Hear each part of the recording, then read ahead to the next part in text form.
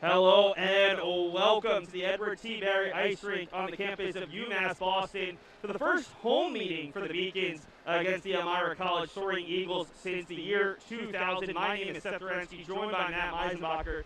And Matt, I don't even want to think where either of us were in the year 2000 or for these players, but this is a much more important meeting than the last time these two teams met back in the Codfish Bowl. These two sides sit second and third in the NEHC. Either side with a strong finish could potentially claim the NEHC regular season crown. And we're seeing two teams that are kind of mirror images. Two of the top three offenses in the conference, the top 4 point scorers in the conference. This game easily could end with both sides combining for 8 to 10 goals, and it wouldn't be a surprise for either side to be putting up 5 or 6 goals. Yeah, we're in for one here tonight, Seth. I mean, this is one you wish you had fans for, right? To get that little bit of extra oomph, right, from the crowd, because I think it is going to be a tilt. I think this is a coin flip. This could go either way. For me, these are the types of games you look back on when the season's over, and you don't want to be looking back saying, oh, what could have been, right? Oh, had we beaten Elmira at home, we could have had a different outcome. This is the game. And I think that's had to have been stressed all week. I can guarantee you from Coach Blyle and the rest of the coaching staff how important this game is. You don't worry about it. You got Hobart, right? And we're going to talk about that game, the postponement. You got no game tomorrow. You got time to rest. This has got to be the game. It's got to be all 4 lines going, and you really want to get out to a good start. With that, as a former player yourself, as an alum of the Beacons program, how does it change your thought process as a coach? Realistically, you're always planning for 120. You have to put the emphasis on the first 60, but does it change it? Do we see a little bit more of the top 2 lines in this game? The top defensive pairing, knowing you got tomorrow off for Elmira. They're off till Tuesday. They're going to travel all the way back for the Beacons. No game tomorrow officially. They should be playing on Sunday at 2, depending on how bad this snowmageddon we're getting with Storm Keenan is tomorrow. Is that the name of it? Yeah, it's Keenan. Yeah. Keenan and Kel. But no one gets that reference. We do. But that's a 2005 to 2010 reference. How does it change the mindset? Does it change the mindset? It absolutely does. And I think from a coaching perspective, right, we know matchups are going to be key.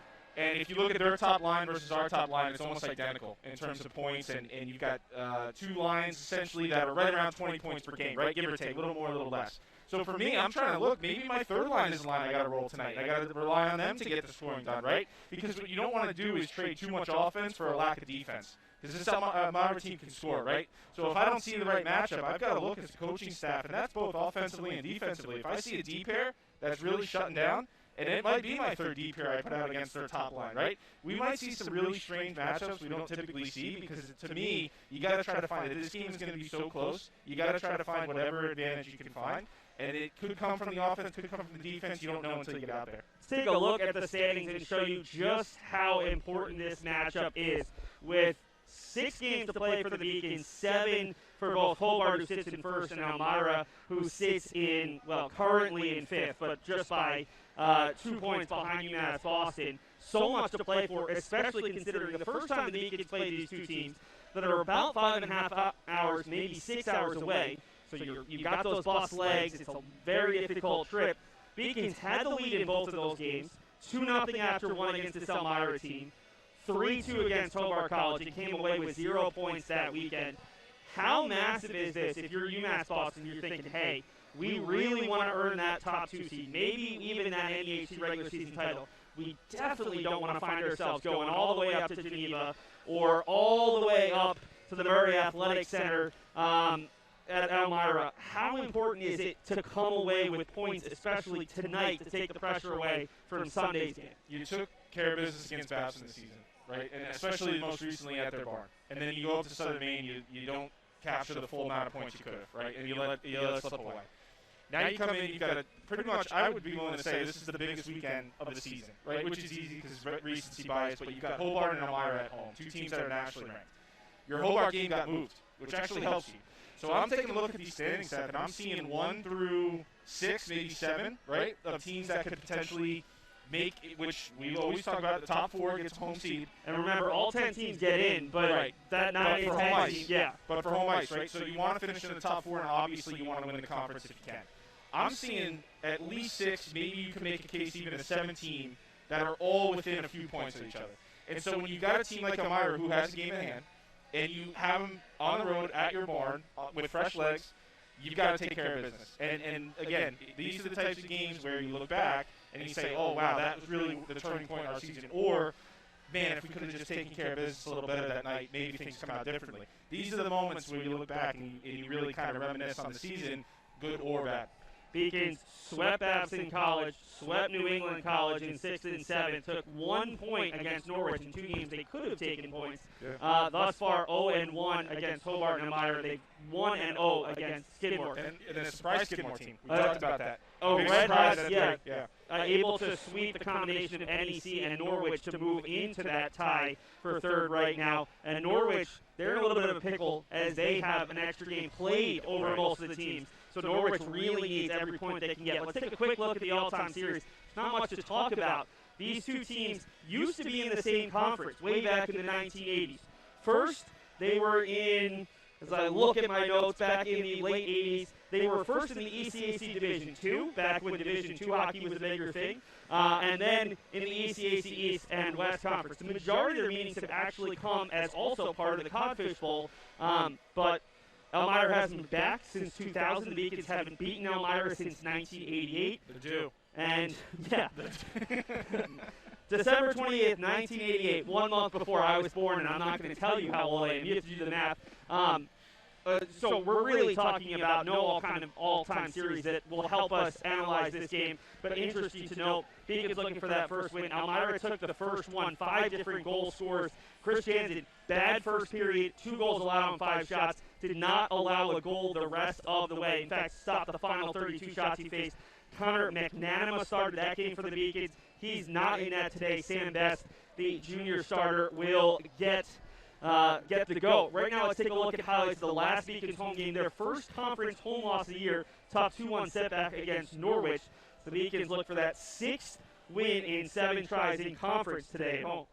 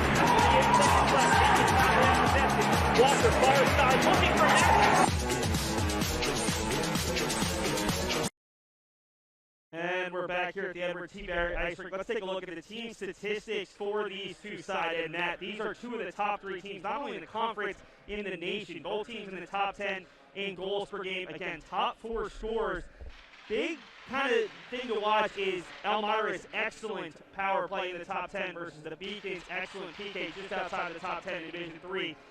These are two big teams. These are two physical teams. Elmira out of that old AC West, really physical conference. We're going to see some penalties today. It's going to be interesting to see how much special teams play a factor. Vegas would have a lot of offense pegged on this one. I don't know if they even do Division III college, but I'd love to see what the over-under was for this game. I predict a lot of scoring. Now, that'll probably mean it's a 2-1 hockey game, right? That's just kind of the way things go. But as you mentioned here, the statistics speak for themselves. This could come down to who has the last goal, honestly. And that's not to mention these goaltenders can play. And we'll get a little bit into the statistics. Sam Best, who is recently coming off a long shutout streak. That's not slight the goaltenders here. They come up with a big save late. That could be the difference, too. That's tied for first in the nation with 3 shutouts, had 3 in a row. Let's take a look at the team leaders for this matchup. I mentioned the top 4 point scorers in the conference. Ethan Nickens been about as hot as you can possibly get, but it's Chris Peters who's the leading point scorer in the entire NEHC. On the opposite side, the combination of second-line center Sean Kennedy and top-line center Chance Gorman. Both have been fabulous this sophomore class for Elmira. They got a chance to play 15 games last year. Huge factor because they were the leading scorers last year. They've been even better in their sophomore campaign. And that's where the matchups come up, Seth. There's so many names on this list where the offense can come from. You can't focus in on one line, one guy. You've really got to make sure all your matchups are solid throughout the night. Take a quick peek at our player to watch before we get to the national anthem. And that Chris Peters was the guy last weekend in the win over Babson. 2 goals and an assist. Scored the game winner with under 50 seconds left. Mostly been a playmaker in his career. Got 3 goals last weekend. Huge for UMass Boston to have him have a big day. He's been doing it all. He's been their best player, and he's going to stop flying under the radar. I think teams are starting to take notice that this guy, we've got to key in on because it all facilitates from him. We're going to bring the Beacon starters a quick break, and then we'll have the Elmira starters and a look at the goalie matchup.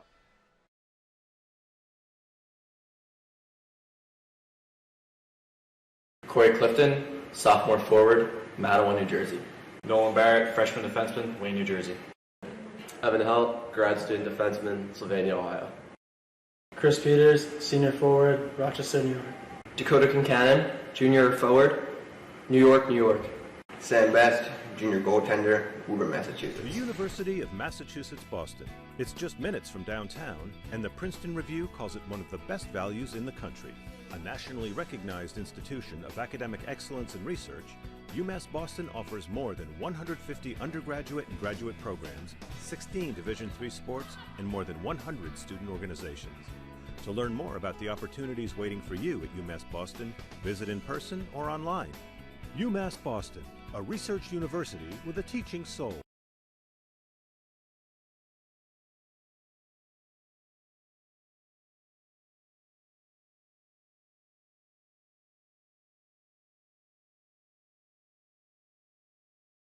Take a look right now at the Elmira starters, Matt. This is the top line, but they have so many dominant players to watch. Jared Smith, Chance Gorman, and Ryan Riefler, the brother of Allie Riefler on the UMass Boston women's hockey team. Daniel Diamond and Jordan Gonzalez, the defenseman, and Chris Jansen, the Clarkson transfer, is the goalie. Quick look at our goalie matchup. Pair of former Division I players. Sam Best for the Beacons, Chris Jansen for Elmira. Neither played for their respective school, but both juniors having a bit of up and down seasons. Best has been great lately. Jansen doesn't have the numbers, but he's put up some big games this year. Yeah, I'm gonna key in on both these goaltenders. And like I said earlier, Seth, they could be the difference. We're expecting a lot of offense, but if you run into a hot goaltender, right, that could be the difference too. We are underway. Elmira in their purple and gold. UMass Boston in their home white and blue, going from left to right. Both teams going with the top units as it's controlled here by Elmira on the breakout. Riefler with the long gold locks. He's been one of the team's top players this year out of Binghamton with 14 points. Shot from the point, and Best able to make the stop on the look from Amadeo Mastrangeli. Dakota Concannon centers the Beacon's top line. He gets the shot block. Elmira still with it, gloving it down and trying to keep the puck alive and losing it there. As UMass Boston will go the other way. Poking it through is Corey Clifton, former Quinnipiac University player. It's Peters playing with the high stick. And we're going to get a whistle and a face-off coming out of the zone. That's a fast first shift for Elmira. I mean, they're moving pucks pretty good there. And, of course, you know, A lot of hockey left to be played, but if anything's based off that first shift, it's going to be a quick hockey game. It's going to force these Beacons to play at the fifth or sixth gear, as they say. Second line out there for either side. The second line for Elmira. Mitrovic as Ethan Nicken forces the save, and a second one coming off the stick of Jeffrey Skinner, to the Beacons' top 3 goal scorers. It's a good save. Skinner with it here, and he'll flip it in. Slowed down by Jansen, and he'll leave it off for defenseman. The Beacons poke it loose. Nicken was waiting for it, kept alive by Michael Krupinski, who's back in the lineup after missing last weekend. And he forces the save from Jansen. We've got our second stoppage of play, and already I think we're a minute and 17 seconds in, and we've got at least 4 shots on goal between the two sides. What do you think the over-under on that's going to be? I feel got to be 40s, right? I feel bad for our statistician today. It's carpal tunnel. Elmira wins the defensive zone draw, a chance to break out with Graham Denemy. Denemy's line mate chips that one forward. That was Jake Russo, unable to get it through. Beacons going with the third line of Moran, Matthews, and Duncan. All freshman line today for UMass Boston, with Matthews moving down from the top line to play on the third line, switching spots with Dakota Concannon. And that goes back to the matchup, Seth. You know, that's a guy who can really shoot the puck, and they might be trying to hide him a little bit on that third line. You know, that's something coaches will do. Maybe try to hide one of their goal scorers, get a better matchup, give him a better opportunity to score. Behind the net, it's controlled there by Russo. Puck eventually comes loose for Alex Duncan, the former Danbury hat-trick player. Pat Keegan, the Beacons' third-line defenseman, all the way into the zone. Odd carom there, bounced right back out to the front. There were no Beacons in the vicinity. Krawcheck, one of several players on this Elmira team, out of Elmira, New York, as Evan Helt lays the lumber there on Shane Havlin. It's a big hit. Gino Carabelli dumps it into the zone, giving chase, and it's Carabelli who nearly picked up his own dump and poked it in. He's hurting, Seth. He's hurting after thatElt hit. He's hurting pretty good. Havlin out of Seagirt, New Jersey. Elmira recruits extremely well out of New Jersey. Some places that you should know well, Matt. And Havlin's an interesting story, as his dad, Mike, is a member of the Chicago Blackhawks coaching staff in 2010 when they won Stanley Cup, and then he coached at D1. He was the head coach at Colorado College for 6 years. So not too one of those coaches' kids. Pretty good resume. But yeah, no, he got banged pretty good. Havlin did. Helt laid into him right on the near side wall below us, and I don't know. It's hard to see what was hurting him. It could just be got the wind knocked out of him a little bit. Yeah, he's being treated right now by the trainer right behind the backup goalie. We'll watch to see if he's able to come back on, as Krupinski lays it off for Ryan Bogan, another New Jersey guy out of Brick, New Jersey. Puck bounces just past Peters and collected by Elmira. Turnover in the neutral zone. It's Concannon with it, chipping it past one forward, but it loses it in the neutral zone. And it's dumped in by Jared Smith, the top line left winger. Bogan ahead for Clifton, and it's collected now by Concannon, leaving it for Peters. Peters shot, slowed down and gloved easily by Jansen. We've got a stoppage with 16:43. Matt, this game feels a little bit like the Norwich game in terms of the start of the speed, but UMass Boston, since that Norwich game, the last time we saw the Beacons has played Norwich and now Babson, Southern Maine, not quite as good, but the Beacons seem to be matching the intensity a lot better to start this game. The intensity and the speed, and that's really what you find in this conference, Seth, as you know, right? The teams that typically can play faster than others are usually the ones that end up at the top of the conference. Evan Helt shot just wide. It was a Beacon at the near post. Jeffrey Skinner hoping it would carry him out to him in time for a potential easy goal at the near post. Instead, it comes all the way back into the Beacons, and Evan held a bad turnover chance in tight. We've got a whistle and a penalty coming on Elmira. Evan Helt was decked away from the play from Giannis Vizbelis, the sophomore out of Lafayette, and the Beacons caught a humongous break. I'm shocked, Seth. That is one of the most fortunate breaks. Helt, listen, regardless of the penalty, he made a terrible pass. You just can't make that pass. You can't. Egregious. You can't go through the center there. I don't care how much pressure you're under. Gets intercepted, ends up in the back of the net. Fortunately for him, he gets called through a penalty. So it's all washed away, but coaching staff will, and you can see it talking to him right now, you can't make that pass. We'll try to bring you the penalty if we can get it, because it was away from the play. Yeah. That's the most frustrating part, is Nicholas Dimitrovich was able to skate in, beat the defenseman, and able to beat Best, but it was after the whistle.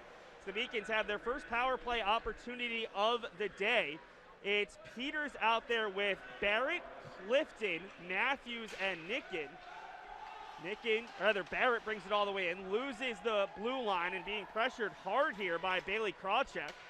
Barrett right back in, tremendous puck-moving defenseman who's out there on the top unit today. Beacon's fortunate to keep it in. Barrett tries to go cross ice, puck still loose in the crease, and comes all the way down below the goal line as the Beacons try to settle it down a little bit. Yeah, just jumping around. You're on the power play here. You know, they try to set it up. It looks like they feel like they're playing 5-on-5. 15:30 to go in the first period. 1:05 to go on the penalty to Vizbellis, away from the play after the Beacons offensive zone turnover. This one's just out of the reach of Jordan Gonzalez. Pressuring there is Skinner trying to keep it alive. And once again, Elmira able to clear as the second unit's out there. Bogan, Moran, Keegan, Duncan, and Skinner. Didn't see great things out of the Beacons' second power play unit 2 weeks ago against Norwich. We'll see if this group can do a better job today. So Moran brings it all the way in below the goal line. Leaves it out for Pat Keegan, struggling to keep it in, but does so. Keegan thinks about teeing up a shot. Sends it off of Duncan, his own teammate. Keeping alive is Skinner, but his shot is immediately blocked. Couple good blocks. It was a nice move by Keegan. The fake shot, he bought it, and he had a lane. Just 2 block shots after that. Nothing on net. To the far side, it's Dimitrovich who's able to shovel that one out of the zone, and it's Keegan collecting with 15 to go. Gains the blue line. It'll go all the way around. Chance for Elmira to clear, and they do so. This one's going to float down. Chance going the other way, and Best a humongous save as he was able to deny Chance Gorman, one of the leading scorers on this Elmira team, 10 goals on the year. Skinner tripped up, and the Beacons going right back on the power play. Not quite yet, though, as Moran's pass is slowed down, and this game could be 2-0 the other way, and the Beacons a little bit fortunate right now as they go to the power play for a second straight time. That's a huge save by Best, and to get called upon early, your team, you're not expecting a breakaway, okay, on a power play, and sure enough, it's a great play by Elmira, a little aerial pass, and it just kind of sat there in the zone. Best had to come up with a great breakaway save, and he did, and like you said, that one goes in, boy. 2 chances there for Elmira to take the lead. Neither one of them counted. Matthews versus Krawcheck, a defensive zone draw for the Eagles. Beacons will send the top unit back out there, who had the slightly better looks. But thus far, it's been Elmira who's had the best look on a Beacons power play. That late shorthanded chance for Chance Gorman. Nicken all the way below the goal line, leaves it off for no one as he was hoping a teammate would be there, and Graham Denemy has an easy clearance that gets through Best, unfortunately just wide of the goal. Beacons continue to have a shaky start here at home. That was close. That was really close. Yeah, they got to settle down. And they're jumping around. Nick the one-time shot that's saved. Yeah, I'm not seeing him set up really much on this power play. And I understand, you want to get shots, but, I mean, look what the results have been set. It's one shot clear and out. And I'd love to see him set up. That's really where they've had success. On the flip side, it seems like Elmira is doing a pretty good job on this PK. Anytime they have a chance to clear, they've done it. Yep. Krawcheck in particular has gotten a couple of them. Beacons keep that top unit out there. 56 seconds gone by. Below the goal line, it's Duncan. Active sticks from Elmira. Barrett, who has stayed on with it, leaves it behind for Matthews. Can't handle it, and it's an easy flip and turn from Joel Pavey. Yeah, just not crisp. A little sloppy, a little jumpy, right? And now, this is your second power play, so Elmira's going to get one, and we talked about that in the pregame. They got a pretty good power play themselves. Yeah, a better statistical power play than the Beacons as Keegan goes all the way through. Keegan's still with it, and somehow able to find Moran with 18 left for Duncan and right back, one freshman to another. Duncan for Moran, looking for options, goes up top for Skinner.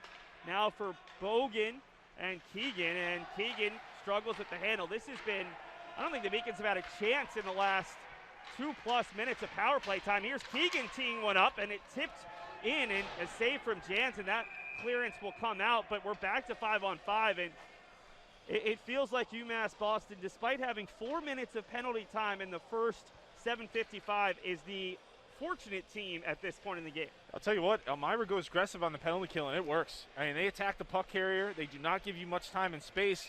The thing is, their forwards attack so hard, the D are open. And I didn't see a ton of activity. Great save off the draw there. I didn't see a ton of activity using the D on that power play, Seth. I think that's the first time we've seen the Beacons' fourth line today. Banks, Carabelli, and Adkins. Adkins, who was just named a hockey humanitarian Award nominee for the second consecutive year. He and Andy Walker, a pair of juniors on the Beacons team who make up the Men in Blades, both honored on Tuesday. Great honor. We'll hear from them during the intermission as Elmira goes the other way with it. Poking it through and unable to get there was Denemy. Handled in the zone by Diamond.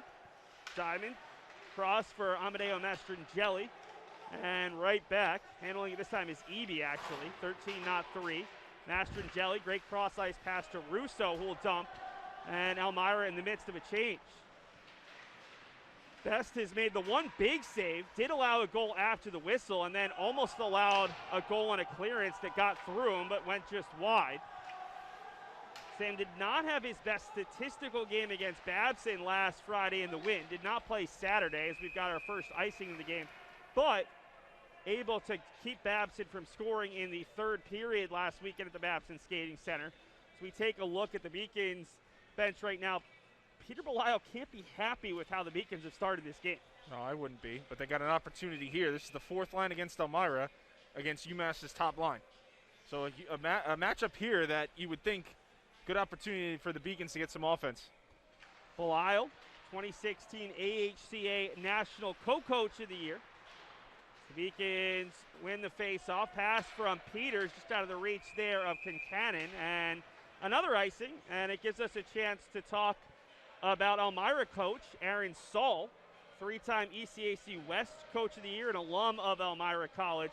Done a great job leading the team to 3 NCAA tournaments. As Elmira, in their first year in the NEHC, it was announced all the way back in October of 2019, won the UCHC tournament last year, the United Collegiate Hockey Conference tournament. Didn't lead to an NCAA tournament bid. There was no D3 NCAA tournament, but trying to keep their success going this year in the NEHC as Elmira keeps control of it almost midway through this first period as the shot goes wide and it's collected by Peters. Got some tired Beacons out there as Krupinski dumps it in. He absorbed a big hit up high as his helmet is half off, and the big Texan is going to stay on for the Beacons. Controlling it is Vizbelis, who took that first penalty that stopped Elmira's goal from counting, and we've got a whistle and an offensive zone draw for Elmira. That was a big hit. I mean, he's all right. He's a big boy. Saw him getting some work done with our trainer Ed Perkins pregame, and seemed to be in good spirits, had some good energy. Well, injured in preseason, so he missed the first couple, and then did not play last weekend, so I think it would take a lot to keep Mike out of the lineup for the rest of this one, and knowing that tomorrow is a day of rest and recuperation. It's controlled by Elmira just into the zone. Easy shot, and Best will poke that one wide off the stick of Jared Smith.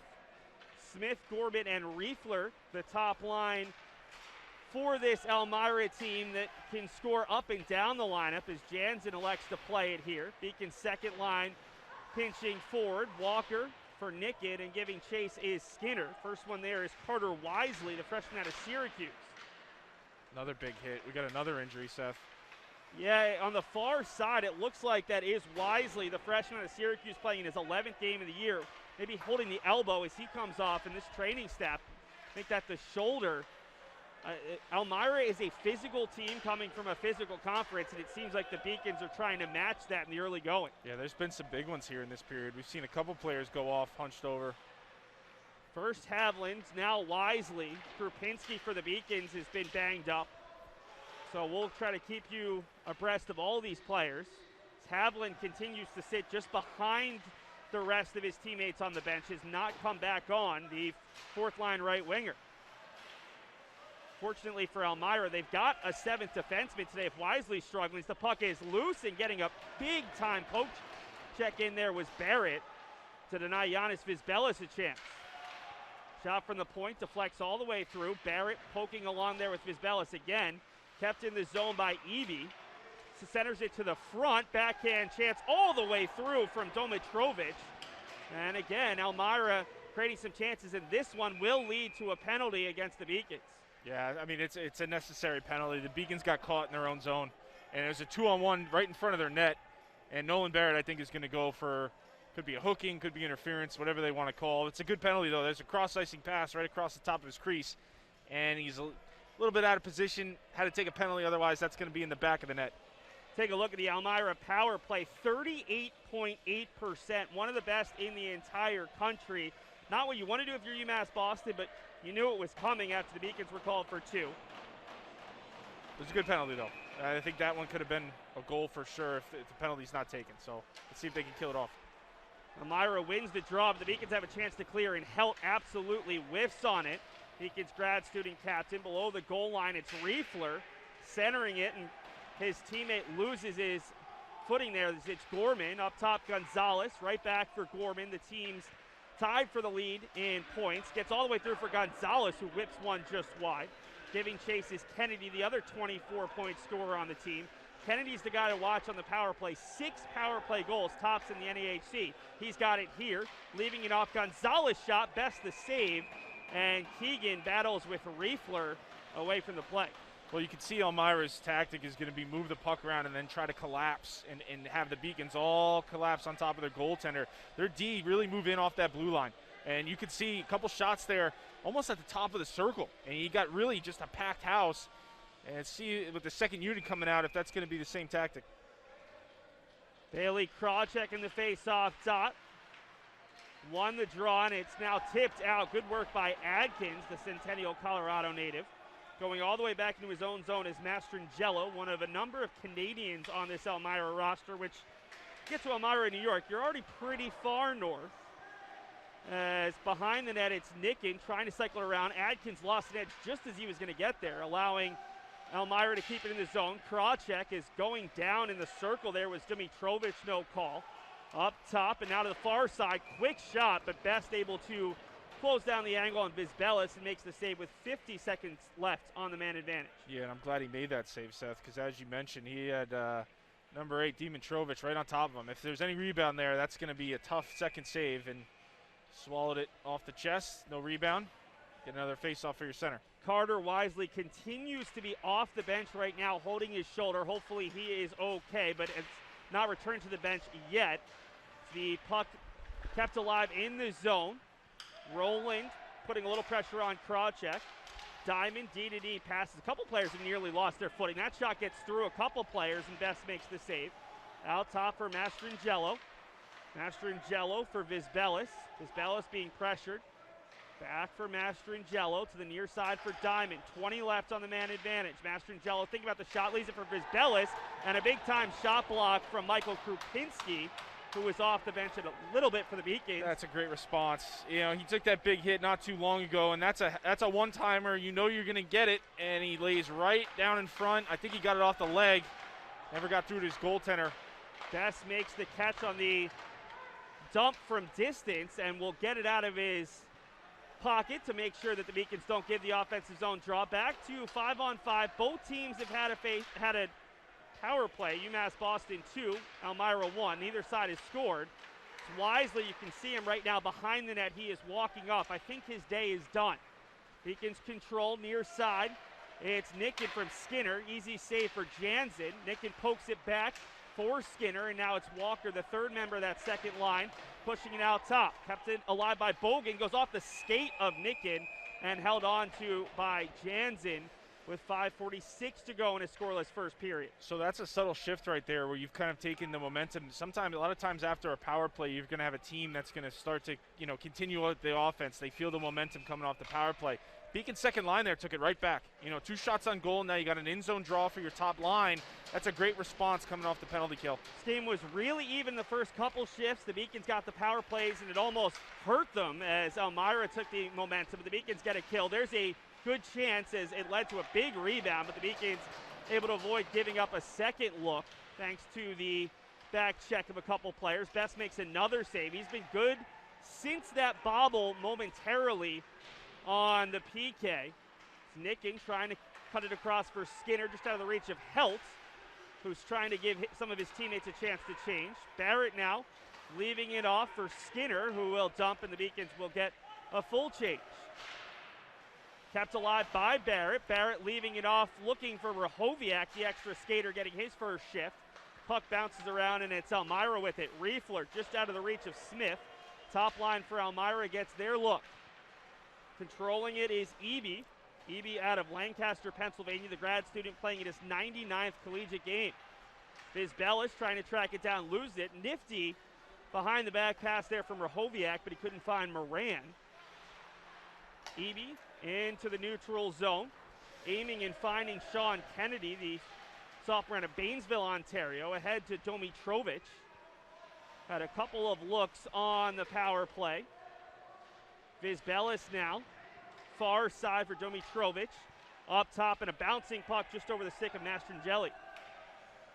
4:17 to go in a scoreless first period. Just what we predicted, right? Yeah, very low scoring. Back and forth.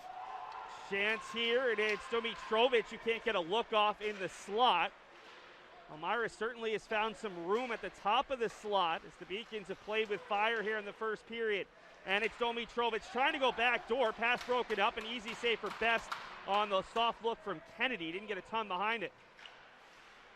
Corey Clifton, cross-ice pass on the tape for Peters. Haven't called his name in a while. Peters with 3 defensemen back, hard off the boards. Beacon's able to keep it in for a moment with Kincannon. Puck comes loose, and Kincannon will dump it in as he absorbs a big hit.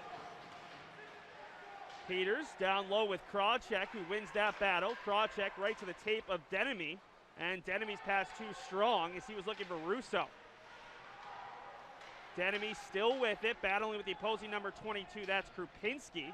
Handled here by Krawcheck, and down low for Russo, the St. Louis, Missouri native. 3:11 to go in the first period. The lone time we've seen the puck go in the back of the net, it came after a whistle as Best holds on, and we'll get a whistle here with 3:04 to go. And Matt, what's been the difference since that hot start where both teams were creating chances? Have the Beacons settled in? Has it been Elmira doing something different? I mean, this game has certainly changed a little bit in its tenor since those first couple shifts. I got to say, I think the Beacons are a little fortunate here. I think Elmira should probably have the lead. And everyone called back. They've had a couple plays right in front of the net where, you know, it goes off a stick or it gets blocked. I mean, I think the Beacons are right there with them, but it's a good thing it's 0-0. I think Elmira, most times in this situation, would have a lead right now. Well, remember, the first time the two teams played, it was UMass Boston dominating the first period. Well, actually, not dominating the first period. Only 5 shots, but a 2-0 lead. They dominated the second period in shots, but were outscored 2-0. Shot from distance. Somehow Jansen makes the save. No whistle yet.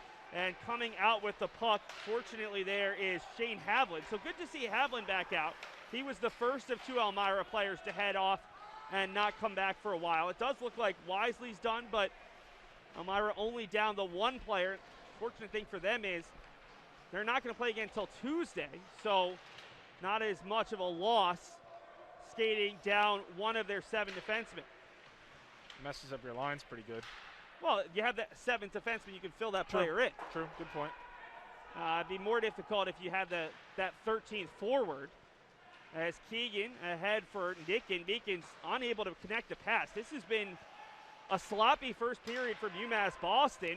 Great passing here, and Best somehow able to make the save there on Mastrangeli, who looked destined to pick up goal number 3. Beacons running around the defensive zone, and they kind of have been for a lot of this period. They really haven't looked sound, and Elmira's passing very, very well. Tape to tape, giving themselves cross, high to low, and cross-ice passes. It's opening up lanes.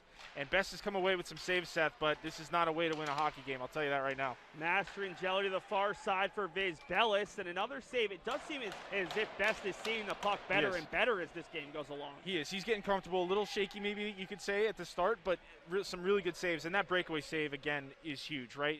I mean, to give up a shorthanded goal there would have been devastating. Still 0-0 here, minute 39. Big end zone draw.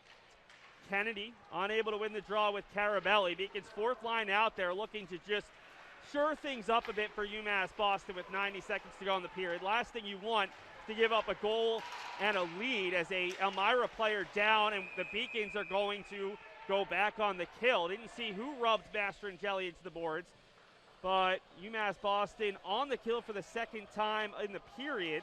Nobody's going over. Well, somebody has to. It's going to be Carabelli who was pleading his case. So Gino, the Michigan native, heads to the box, and the Beacons will have to kill off a minute 24 here, and then another 36 to start the 2nd period if they're able to keep this Elmira power play off the scoreboard. It'll be Duncan, And Gorman here in the face-off dot. Gorman able to win it back for Gonzalez, but good stick work from Nicken to tip it out. Yeah, good read. That's a good clear there. Comes all the way back to the Beacon's end. Help taking his time, and he's going to lift that one down. Nicken, first one in there, putting a little bit of pressure on Jansen, but and not you're just trying to get to the locker room, Seth, right? Minute. You don't have to kill up the full 2. You just got to get to the locker room, kill a minute and change here. It's Gorman, the man with 6 power play goals, 14 goals overall. Backdoor, and it's Ryan Riefler who scores all alone, lifts it over best, and the Beacon's unable to do it. Again, another seam pass, right? And we've seen that's been there all day. I mean, Elmira is really focused on that on their power play, and it hadn't cost them to this point, but that's one you can't expect Best to get. And that's a seam pass backdoor. You know, he gets there in time, but he can only take away the lower layer. He can't get there and take away the high layer as well. And a great shot. Riefler catches it, puts it upstairs. Not much you can do. That's more systems, right? You got to take that seam pass away. It's been there pretty much all day. For Riefler, his 4th goal of his sophomore campaign, his 18th point, had been red hot previous to last weekend with 3 goals and 7 assists in his prior 6, but gets the power play goal here. Sean Kennedy with the primary assist, his 25th point on the year. He's now the team leader, and with 37 seconds left, now if you're UMass Boston, you're just making sure this game is 1-0 and no more. They try to kill off another offensive chance here. Mastering Jelly from the circle. Good shot block by Moran. Puck's loose. And Rehoviak will leave it for Moran with the trailer Matthews. Matthews has it here. Down to 15 seconds to go in the period. Both teams with 2 power play chances. Elmira 1 for 2 as Nicken lays the lumber on Mastering Jelly. Shot from distance, and that one slowed down off the stick of Denemy. And that will do it for the first period. Elmira looked like the better team for much of the period. Didn't score. Finally get a power play goal late. And Matt, I knew Peter Belisle wasn't going to be happy with his team's performance before they'd given up a goal. He's now got a lot of things to say to his group, as right now he is talking to his coaching staff. What are some things Instant you huddle. might suggest to him, or suggest to the players after a first period that was anything but pretty if you're a Beacons fan? Instant huddle, right? You take a look at the coaching staff right here, and you know something's broken, or maybe a few things are broken if you don't even get to the locker room and start talking about it. You just, hey, let's talk about it right now while it's fresh. Elmira had way more scoring opportunities, right? I mean, that's the big difference. And it was pretty close for the little bit, maybe the first 5-10 minutes of that period. It kind of had a little bit. Prior to the power play. Yeah, prior to the power play, you're right. And that was kind of a tipping point. What's surprising, Seth, is the Beacons had a really good shift after that, and then they couldn't follow it up. The thing I would change, I mean, obviously we talked about this power play is very good. They're 1 for 2 already. The PK looks bad, and they're running all over the place. Elmira can pretty much do whatever they want. They're going left, right, and up, down. And that's putting you on your heels from a penalty kill situation. The other thing, Seth, you've got a good power play yourself. You got 2 chances there, and you were kind of running around. It never really looked like they got much established. They were kind of in the zone, shot clear, and just repeating that time after time. If I'm the coaching staff, and I don't even have to guess at this one, it's a restructuring. Could be lines. Maybe they see some things they like. I thought the second line looked good. But for me, it's a systems thing. And we've got to change our special teams here. It's only 1-0. No big deal. They got one late. We would have liked to have it be 0-0. But, that's a good goal. But you got to change your systems here and maybe make some adjustments offensively. Beacons didn't look confident offensively, I didn't think, that period. If you're Elmira, things are looking pretty good. I don't think there's a lot that's obvious that they need to fix. But, I mean, you only got the 1 goal. What are they going to necessarily be talking about in the locker room? You got to be pretty happy, right? You had 2 players, a forward and a D, go down that missed time. One we think is coming back, and back. has come back. Yeah, is back, and the other one, TBD. But you ended that period 1-0, and you're getting some pretty good scoring opportunities. You had a goal called back. You had a breakaway the goaltender made a great save on, and there were a few more in front of the net there that went off sticks and skates and could have, those can go either way. So, Elmira, you got to love, and the thing I love with them, they're playing with speed. They look very confident with the puck. Their passing looks crisp. It's on the tape, and they're playing with speed. And it's forcing the Beacons. They looked out of the gate like they were going to be able to match it, but right now Elmira is taking it to them speed-wise, and they are a force coming through that neutral zone into the offensive zone. Well, right now we're going to take a look at a Beacon spotlight. This was a conversation that I had a chance to have with the Men in Blades back in December before their Hockey Fights Cancer game. But the 2 guys, Andy Walker and Jake Adkins, just named Hockey Humanitarian Award nominees for the second straight year. First ever Beacons to do it. Third straight year a UMass Boston player or players have been nominated for the award.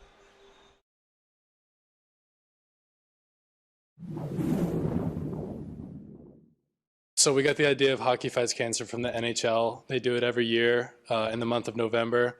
And unfortunately, we couldn't plan to do it fast enough for a home game in November, so we're doing it a couple days after the month. The inspiration for Hockey Fights Cancer kind of started, we had an event that was upcoming called Back to School Blade-a-thon.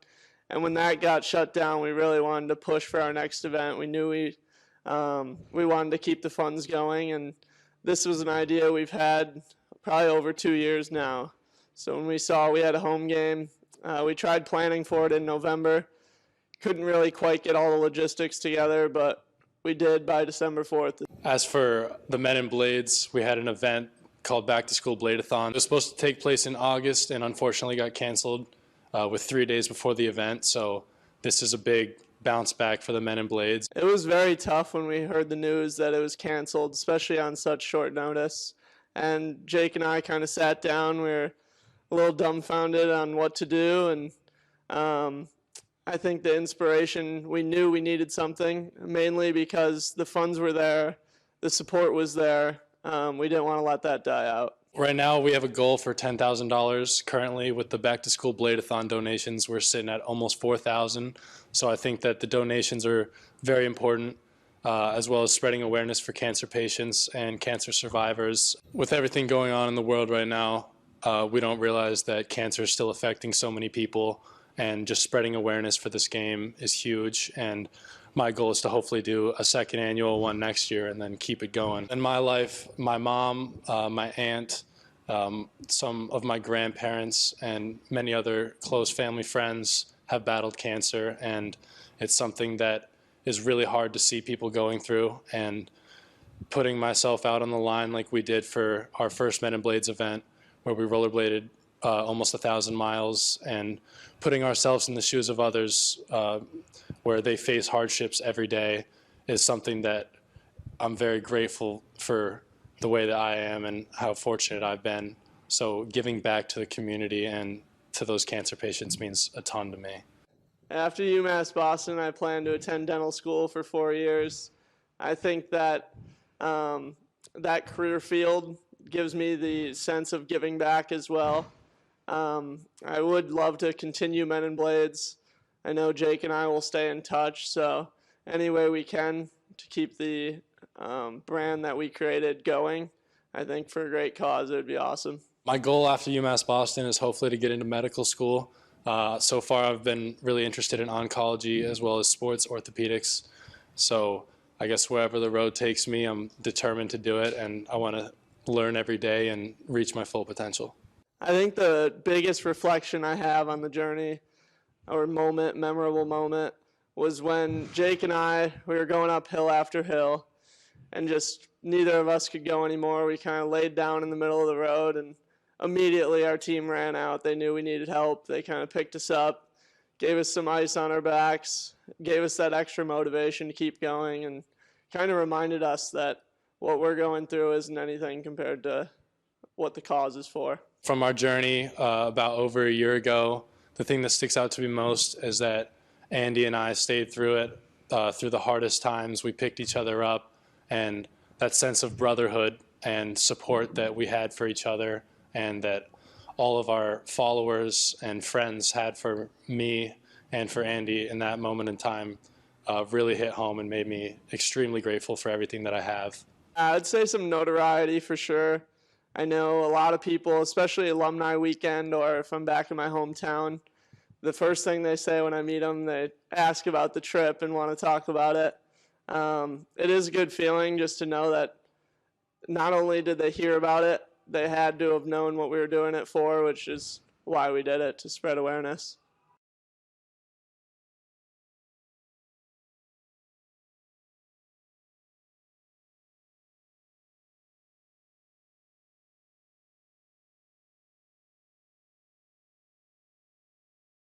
1-0 Elmira, the 7th-ranked team in the nation, over UMass Boston after one period of play. The lone goal coming from Elmira's Ryan Riefler, sophomore out of Binghamton, scored his 4th goal on the power play. Sean Kennedy and Chance Gorman, the two 24-point scorers, pick up the assist.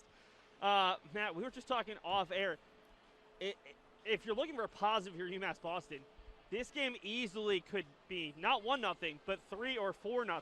So yeah, you've survived a bit. Obviously, you hate to give up that late power play goal, but now you make some adjustments, and now it's not even Beacon's going to have to make some adjustments, but it's also just raising your level of play and raising your level of consistency. Too much sloppiness, especially in their own zone. Yeah, and calm down a little bit. I mean, Elmira's playing with speed, okay? And that can be a little bit scary, right? You feel like you're playing on your heels, and they clearly were that period, both offensively and defensively. But I think you just got to take a deep breath. You're a good hockey team. You're right where these with Elmira statistically and in the conference. It's not like these guys, you're playing, Boston College here. Calm down. We're a good hockey team. Let's get back to what makes us successful. And that's really what we didn't see in that first period, Seth, especially offensively. These Beacons did not forecheck well. They didn't possess the puck in the offensive zone. They had a few offensive opportunities, but it wasn't sustained. And then defensively, they were running around the zone, especially on special teams. They had a few big hits. I thought the physical side was there for both teams, and there were a few big hits from the Beacons that, puts Elmira on notice. But defensively, you can't be running around like that, especially on the penalty kill. Right now, let's take a look at the statistics through the first period of play. Closer than I would have probably expected, but that's also because Elmira had a lot of half chances where they couldn't quite get a shot off, or the shot was immediately met by a Beacons block. Both teams with 4 block shots in the period. Face-offs going in favor of the Beacons. That's a positive. But in the end, Sam Best has played pretty well. Nothing he could have done about the goal. It feels like the Beacons are going to have to get even more shots off, but also higher quality shots against this Elmira side. And what's not listed there is the scoring chances, which I think Elmira dominated, right? And they had a few that especially on the power play, where Best made it look easy, right in the glove or no rebound. But they were pretty good shots from a pretty good area. And I think if you're Elmira, you're like, hey, we'll take those. You want to give us those? We'll take those. So the scoring opportunities, I think, were far in favor of Elmira. And I think that it could, like you mentioned, 1-0. You're kind of thinking, you see some of those replays, which we'll get to. You're like, okay, this could have been far worse. Take a look right now around the rest of the NEHC. All the games that were scheduled for tonight are still going on. It's tomorrow that the impending Storm Keenan is really affecting. Southern Maine leads Castleton 1-0. Those are teams 8 and 10 in the conference. Babson leads Skidmore 1-0 up at Skidmore. That's a good result for Babson after they lost to UMass Boston last Friday. Hobart leads Johnston Wales 2-1. Beacons will see Hobart on Sunday. That game currently scheduled for 2 p.m. Could be a little bit later, depending on how much snow we do see here in the Boston area. Predictions anywhere from 8 to 24-plus inches. Quick look around Beaconville. We're going to talk about some of those postponements. Men's basketball, big 69-63 win over Plymouth in conference play. That game was scheduled for tomorrow. Played it today. Women's hockey trails number 3 Elmira College 3-1. Not sure if that's the end of the third or late in the third, but Beacon's lone goal coming from Katie Leffler. Tomorrow, no games with the exception of women's hockey. They're already out of the Storm's path, at least to start the day there at William Smith in conference play at 4 p.m. Right now, let's take a look at some more highlights. We got women's hockey highlights from last Saturday. Big 5-2 win over Southern Maine for their first win in 6 tries against the Huskies.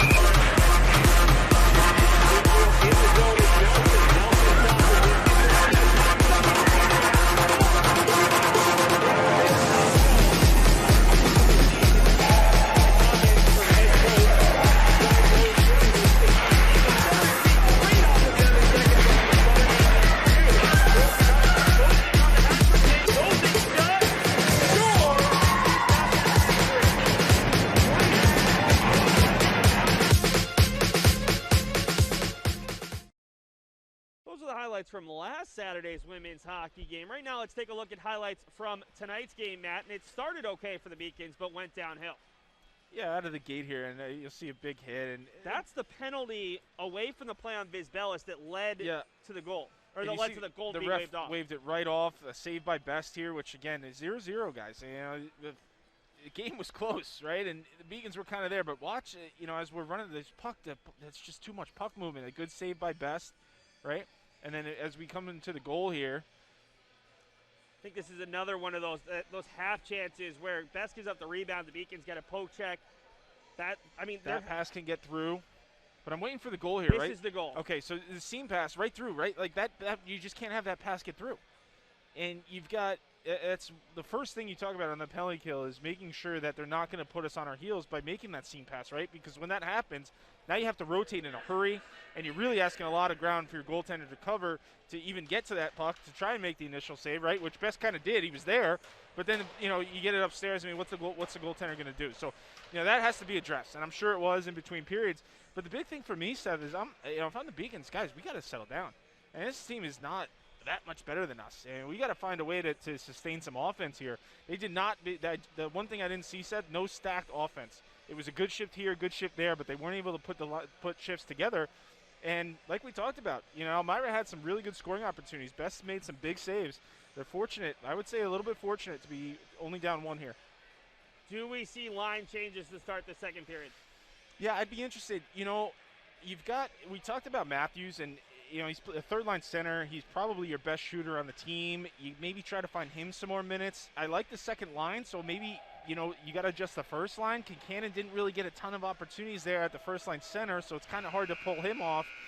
I don't know. That's something that was probably discussed as a coaching staff where, hey, if things continue to tread the wrong way, we've got to make these switches. But I don't know if you do that right out of the gate because you're only down one. It's not the end of the world. UMass Boston will start with the same six they started the first period with. So it's the same top line. Kincannon centers Peters and Clifton, Barrett and Pelt. The top line pairing, both of those players guilty of some mistakes in the first period. So Kincannon the face-off dot. Working against Bailey Krawcheck, and Elmira matches the Beacons top line with their third line. They've been doing that. The matching their third and fourth against the Beacons top line. So that could be, again, we talked about matchups in the pregame. Could be something Elmira's looking to do. Peters against Eby on the far side. Peters centers it, no Beacons there, and a quick clearance by Bailey Krawcheck. Comes into this one with 15 points on the season. Corey Clifton will tip it in. Clifton, who spent his freshman year at D1 Quinnipiac before transferring to the Beacons. Backhand shot from Helt doesn't get through. Eby knocking it down. One grad student defenseman to another. Clifton handles for the Beacons, gains the zone, trying to get through, absorbs a big hit from Mastrangeli and gets stood up. Long stretch pass, and it'll be Riefler, the goal scorer, avoiding a big hit and dumping it in for the Soaring Eagles. Skinner, 2v2 with Nicken, the trailer, leaves it off for Nicken, has had the hot hand, and his shot gets tipped up into the netting there. Good defense by Jordan Gonzalez. Have to see with this second line, Seth, you talk about changing things up. I just don't know, with Walker, Nicken, and Skinner, I thought this was your best line. It's hard, and that's, then where you go? You go to your first line? I don't know. It's hard to find a combo that really stood out to me as a line I would change.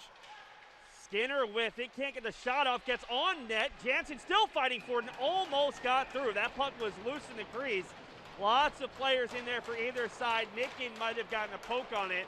And 3, maybe 4 Soaring Eagles trying to keep the Beacons from getting that puck in. Yeah, Jansen just got his glove on it, didn't he? I mean, that puck was rolling around. Just slowly. Yeah. It looks like it might take that Beacon slide. Yeah, and he got that glove on it just in time. He was able to hold on. He looks calm in the net. That's something I always look for in a goaltender is, are they jumpy or are they calm? Do they have a presence about him? And he certainly does. Made a season-high 36 saves, gave up 4 goals. As Bogan loses his stick, 2-on-1 chance with speed. It's Vizbelis, has a trailer. That's the save. Second shot, and it's put in. Nicholas Domitrovic, his first of the night, 6th of the year, and it's 2-0 Soaring Eagles. Well, you got your goaltender making a save on the first one, and then you got 2 forwards getting beat on the back check. You got Andy Walker and Jeff Skinner, both who get beat, and on the rebound, you just can't have that. You ask your goaltender to make 2 big stops there. He makes the first one. There's a rebound. It's blocker side. That's going to be tough on a breakaway, basically. And then you have your 2 forwards who just coming off a great shift offensively, both get beat on the back check. And now you're down 2-0. And you had momentum at the start of the period there. That's a tough goal to give up. 2 goals in the span of 3 minutes of game time, and just like that, it's the Soaring Eagles out to a 2-0 lead. Last time these 2 teams played, UMass Boston led it 2-0 on the road before Elmira scored 5 unanswered goals. Chance here, Best makes the save and holds on, and neither goal today has been Best's fault. No, neither. Quite frankly, I think he's played well, and you could make a case he's been a factor as to why this game isn't more out of hand. Right.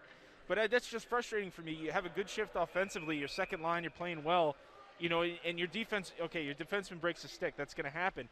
I mean, you've really got to dig deep, and it's the end of the shift.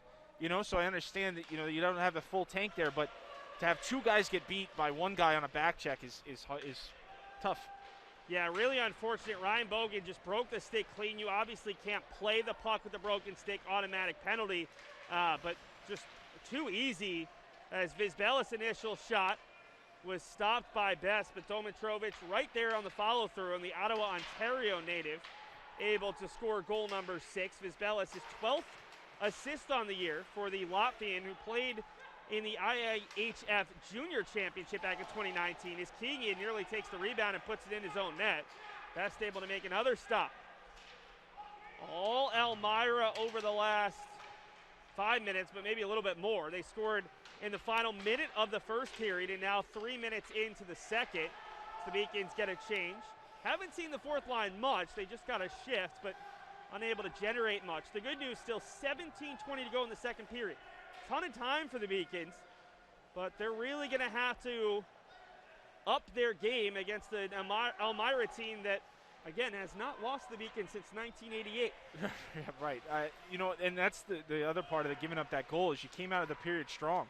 Here's a chance. Concannon strangles all the way through and able to draw the penalty. Yeah. Looked like a chance on the backside for Clifton, but hey, it's a power play, the Beacons' third of the day, and I'm sure this is something they chatted about after 2 not great power plays in the first period. Well, it's a good play by Concannon to continue, and I think he was trying to find Clifton there. It took the slash, so you draw a penalty, you get your power play unit out there.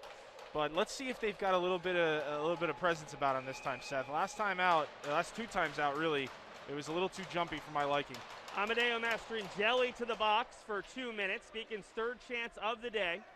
Handling it here is Nickin, top unit Nickin, Matthews, Barrett, Peters, and Clifton for UMass Boston. Up top it is Barrett, far side for Peters, down low, quick tic-tac-toe passing, and it's Ethan Nickin, 2-1. And that's what we're used to, isn't it?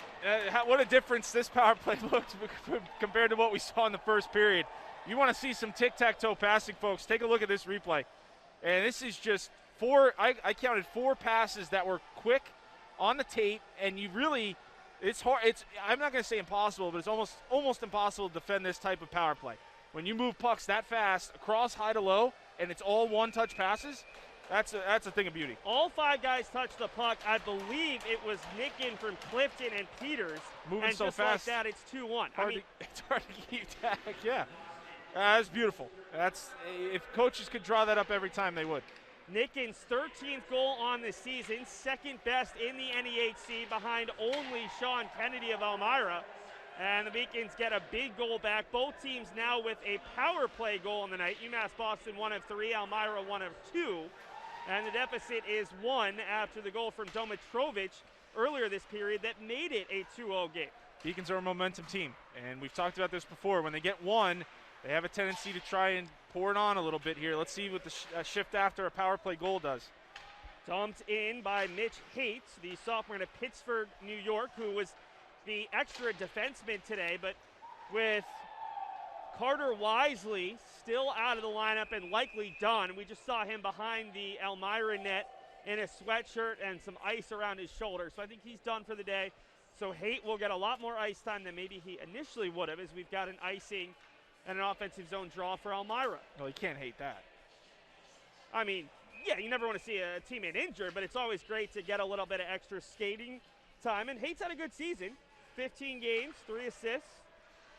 I mean, this entire sophomore class, Matt, it's amazing how good they've been. Last year, 10 of the team's top 11 scores, and they played 15 games and won a conference tournament championship. So great experience for that group, and they've continued to be great this year. Here's a chance for the Beacons. Walker for Skinner, and the rebound comes loose. It looked like a little bit of a slash for the Beacons, no call. That was such a smart play by Nicken. Just a subtlety. He knew he was offside, so he changed. And then all of a sudden the offsides goes away. You got a 2-on-1. That's a hell of a play by Nicken. Adkins tried to keep the blue line, unable to do so. Comes all the way to the Beacons end where Krupinski will corral it. Trying to find Adkins, couldn't quite connect. Working with it here is Kennedy, who had one of the assists in the power play goal for Riefler. Banks slowed down by Mastrangelo, who took that penalty that led to the Nicken power play goal. Beacons all over the puck here, and it's Adkins dumping it in, looking to now put a little bit of forecheck there. Good tip by Domitrovic. Scored goal number 2 for Elmira, and it's Bogan with it for UMass Boston. Just out of the reach of Peters and flipped out as Banks will dump it in. UMass Boston right now mixing and matching just because of how they're changing, with Carabelli out there with Peters and Clifton. Corralled by Corey Clifton, whose brother Connor is a member of the Boston Bruins organization. Quick shot from the circle and a save on Russo. Another potentially really bad turnover the Beacons end. His other brother Timmy played for the San Jose AHL team, the Barracuda. One of those New Jersey guys as Clifton tries to track it down against Gonzalez. Clifton able to keep it alive. Here's a chance for Peters, and he gets off a shot that goes just wide. Well, it's easy for me up here, but if he keeps going to the blocker side, he's got a better chance than cutting back love side there. Spoken like a former goalie, which Matt was for UMass Boston for 3 seasons. And a bit of a Monday morning quarterback. Hey, I mean, you're allowed to do that up here. Concannon all the way across for Clifton as he joins Clifton and Peters back out there. Duncan has actually replaced Peters, and we've got a whistle. And I don't think we're necessarily going to get a penalty, but I do think it's coming out to the neutral zone. Yeah, I don't know what the call is here. Let's take a look. Saw one of the linesmen come in. Now the Beacons had... Offside, maybe? I didn't see an offside, the but Beacons it looks like... were thinking that it was an intentional offside, hoping it was coming all the way. Huh. I didn't see an offside there, did you? I didn't, but I trust Justin DeSantis, one of the linesmen, BU grad. So I got a terrier. Yeah, I think he was a year or 2 years older than me. How could he ever be wrong? I mean, Terriers don't get many things wrong. Big win over nationally ranked UMass earlier this week. Congratulations. UMass Amherst, though, the bad one. The other one. Behind the net, it's Jansen. As Elmira tries to get out of the zone. The Beacons have certainly been better since getting the goal. Still looking for that game-tying goal. Last weekend, UMass Boston went down 1-0 at Babson after 1. Scored 3 consecutive goals to start the second. Ended up tied 4-4 after 2 as the quick glove save from Jansen off of Matthews, and ended up winning that one 5-4. It's a good shift there by that third line. It does seem like the Beacons have settled in. Despite giving up that goal early in the period, it's been much better from UMass Boston. You can kind of feel it, right? They're more involved in this hockey game. It's not Elmira just kind of doing as they please out on the ice. They're having to earn themselves right now, and the ice is kind of tilted down the Elmira end. The Beacons have had a couple shifts here in a row. Shot it right off the one face-off by Adkins, knocked down. Adkins got a second look, saved by Jansen. Barrett has his stick poked loose, looking for a call, not going to get it as Adkins fills in from him at the point. Barrett has skated as an extra forward at points when the Beacons needed an 11th or 12th forward. Behind the net being badgered there was Krawcheck. Puck comes all the way through. Barrett tried to get it out, slows down that pass and forces the potential offside. Good work from Nolan Barrett, who's the Beacons' leading defenseman in terms of point scoring with 13 points on the year. The freshman with the shot right into the body there of Adam Eby. The Beacons keep it alive. Nicken with Skinner behind the net, leaves it off for Nicken. 13 goals on the year. 3 Beacons there. Up top, it's helped the shot, and it goes off of Nicken. Puck still loose. Skinner getting help from Walker. Beacon's second line has been great. Skinner tees up a big shot from an awkward angle. Saved by Jansen, and it'll be floated out of the zone ahead of Riefler, and Helt has time and space, and he'll find Walker. Walker, as he had to wait a second there. He finds Barrett. Barrett extra pass for Nicken, and it's 2-2. Ethan Nicken second in about 6 minutes, and the Beacons have roared their way back into a tie game. It's a great play. I just want to see one thing here, Seth. That was close to being offside. I don't mean to be the bearer of bad news here, but let's make sure that this goal is going to count. I wouldn't be surprised if the refs talk about it. That was really close. Skinner got hit late, just before the zone entry, and he was a little bit late coming out of the zone. Now, do I think he made it? Yes. Obviously, they didn't call offside, but they're going to talk about this. Yeah, they're still talking about this. When we have the replay, we'll bring it to you. It would be Nicken from Barrett. It was a great play. Great play by Barrett, Seth. How about that poise to not just fire it into the goaltender, but slide it on over to his forward. He's one of the top scorers on the team in Nitkin. But I don't want to get too excited because I did think this play was close. The referees for today's contest, Ryan Bradshaw and Rick Ernick. The linesmen are Justin DeSantis and Kyle Kaddish. That's going to count, Seth. Wow. What a great play. And what an effort by Skinner to recognize and to get onside, right? He knew there's no way I'm in this play. I just got to get onside and allow my offensive defenseman. How about Nolan Barrett entering the zone like that?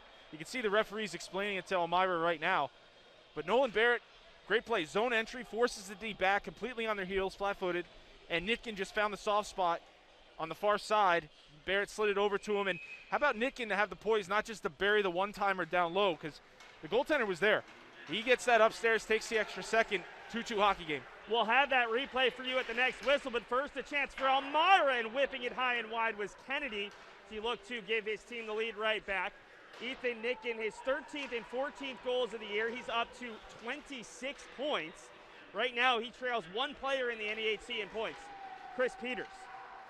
Not bad. Yeah, not too bad. The Beacon seniors, as they lost a ton of point scoring from the 2019-20 team, losing 100-point scorer in Nolan Redler. Surely would have been 100-point scorers in Zach Bross. There's a long stretch pass for Domitrovich, and Best makes the save, and no rebound this time. Boy, he's making the big saves tonight, isn't he, Zach? I almost called you Zach. Near side, just out of the reach of Walker. Where did that come from? Oh, it's Bross. That's what it was. I was thinking, where did Zach come from? We got a hand pass. Let's take a look at the replay. So it's Walker who starts. If we could slow that down, it's close. I mean, it is close. It depends on if that back skate got up and over the blue line in time. It's a great play, and the play itself is pretty sweet hockey play, but that was close, Seth. I don't know. If we have instant replay in this league, I don't know. And the issue is, from our angle up here, we don't necessarily have enough height to give you that full blue line, right. Which you would have if you had full replay. So penalty here. We've got the Beacons not only tying it at 2-2, but about to go on their fourth power play as Keegan just taking his time. Beacons get the extra skater, and Keegan saying, let's reset it here. It'll be Andy Walker who got the second assist on that Beacons second goal. Matthews ahead, stripped to the puck, and we'll see UMass Boston go to the power play for the fourth time. So 2 goals for Nicken, assists for Peters, Walker, Clifton, and Barrett, all here in the second period. UMass Boston with 2 in a row, and the guilty party this time looks like it's going to be Jake Russo, third-line left winger. Frustrated third-line left winger. Banged the penalty door pretty hard there. Couple times. So UMass Boston 0 for 2 on their first 2 power plays, scored on their third one in about 10 seconds. Top unit out there, and a good clearance coming from Krawcheck. Handling it here is Barrett, who had the primary assist on Nicken's second goal. He scored a power play goal and a 5-on-5 tally. Pass from Matthews, easily intercepted, and it'll be chipped out towards the Beacons blue line, where it's picked up by Peters. Better from Elmira on this PK. More of what we saw in their first 2. UMass Boston actually 1 for 4. Clifton loses an edge, not enough for a call, and will go the other way with Denemy. Denemy unable to get past Barrett, the one defenseman on this Beacons 5-man power play unit. And Matthews in space finds the tape of Barrett, who will settle it down and find Matthews as Beacons set up here. With still a minute to go on the man advantage, a chance to take their first lead of the night. Matthews for Peters. Peters for Barrett. Thought about the shot, still with it, and he gets it tipped up high by Graham Denemy. You just can't get that blocked. You've got all day, and you're looking for a lane. You're trying to get that puck through. Sorry, you just can't get that one blocked if you're Nolan Barrett. He's had a great game, and he really has, but they set him up perfectly there. High slot. That puck's got to get through. Beacon's second unit out there, Moran, Skinner, Keegan, Duncan, and Bogan. Didn't even get a chance on the last power play. Skinner wins that, and good job by Bogan to just barely keep that in. Keegan tees up a high slap shot, and Duncan just pokes it wide of the net. Moran now with it, cycling it for Keegan. Jansen got that shoulder on that. That was a rip, Seth. He got that shoulder up in a hurry. Keegan is a big boy with a big slap shot. When he gets time and space, it's not something I really want to stand in front of. There's Keegan again, knocked down by Duncan, I believe. Keegan with it for a third time. Skinner cross-ice pass, able to slow it down, but unable to handle it was Bogan, at least hold on to it. Bogan still battling with Gonzalez. Moran tries to get to the net mouth, and it's in! Somehow gets through Jansen, and Devin Moran has scored his second collegiate goal, and it's 3-2. Well, I think I got to see this replay. I have no idea how that puck got past the goaltender. It just looked like a simple play, and I was about to say, if he holds on to that puck a little bit longer, he's got an opportunity, but he didn't need to. He's in the back of the net, Seth. Unbelievable. Devin Moran did not score in his first 8 games. Scored last Friday against number 7 Babson, tonight against number 7 Elmira. Well, I'll tell you what, pucks have a tendency to have eyes of their own, and they found some daylight there. It didn't look like anything, right? It looked like a nothing play, and all of a sudden, ref's pointing at the goal. We got a 3-2 hockey game. From our angle, we have no idea how that puck got in. My guess is his glove, so when it's a longer, let's see if we get a whistle here, yeah. So as a goaltender, let's see if we get the replay here. A goaltender on the post has to seal this with, it's very awkward, right? You've got padding, you've got glove, the awkward angles on the post, and there's these little gaps over the pad, under the glove, right? And if you don't get a tight seal, the puck can squeeze through. And my guess would be that was something where it just kind of maybe hopped over the pad and under the glove, and it found a little bit of a gap. I mean, it looked like there was nothing there. Jansen had it sealed, but from our angle, like you said, it's almost difficult for us to say. Just a little window, and Moran will take advantage. The freshman out of Leominster last Saturday was on that second line with Walker and Nicken, and today back on the third line and with a huge power play goal. Now, how big is that? 2 power play goals, the second unit getting one. They haven't looked as potent as the first unit over the last couple of weeks. That's a great point. Helt leaves it off for Best, and let's take a look right now at that goal, and maybe we'll be able to see how that puck gets in. Let's take a look.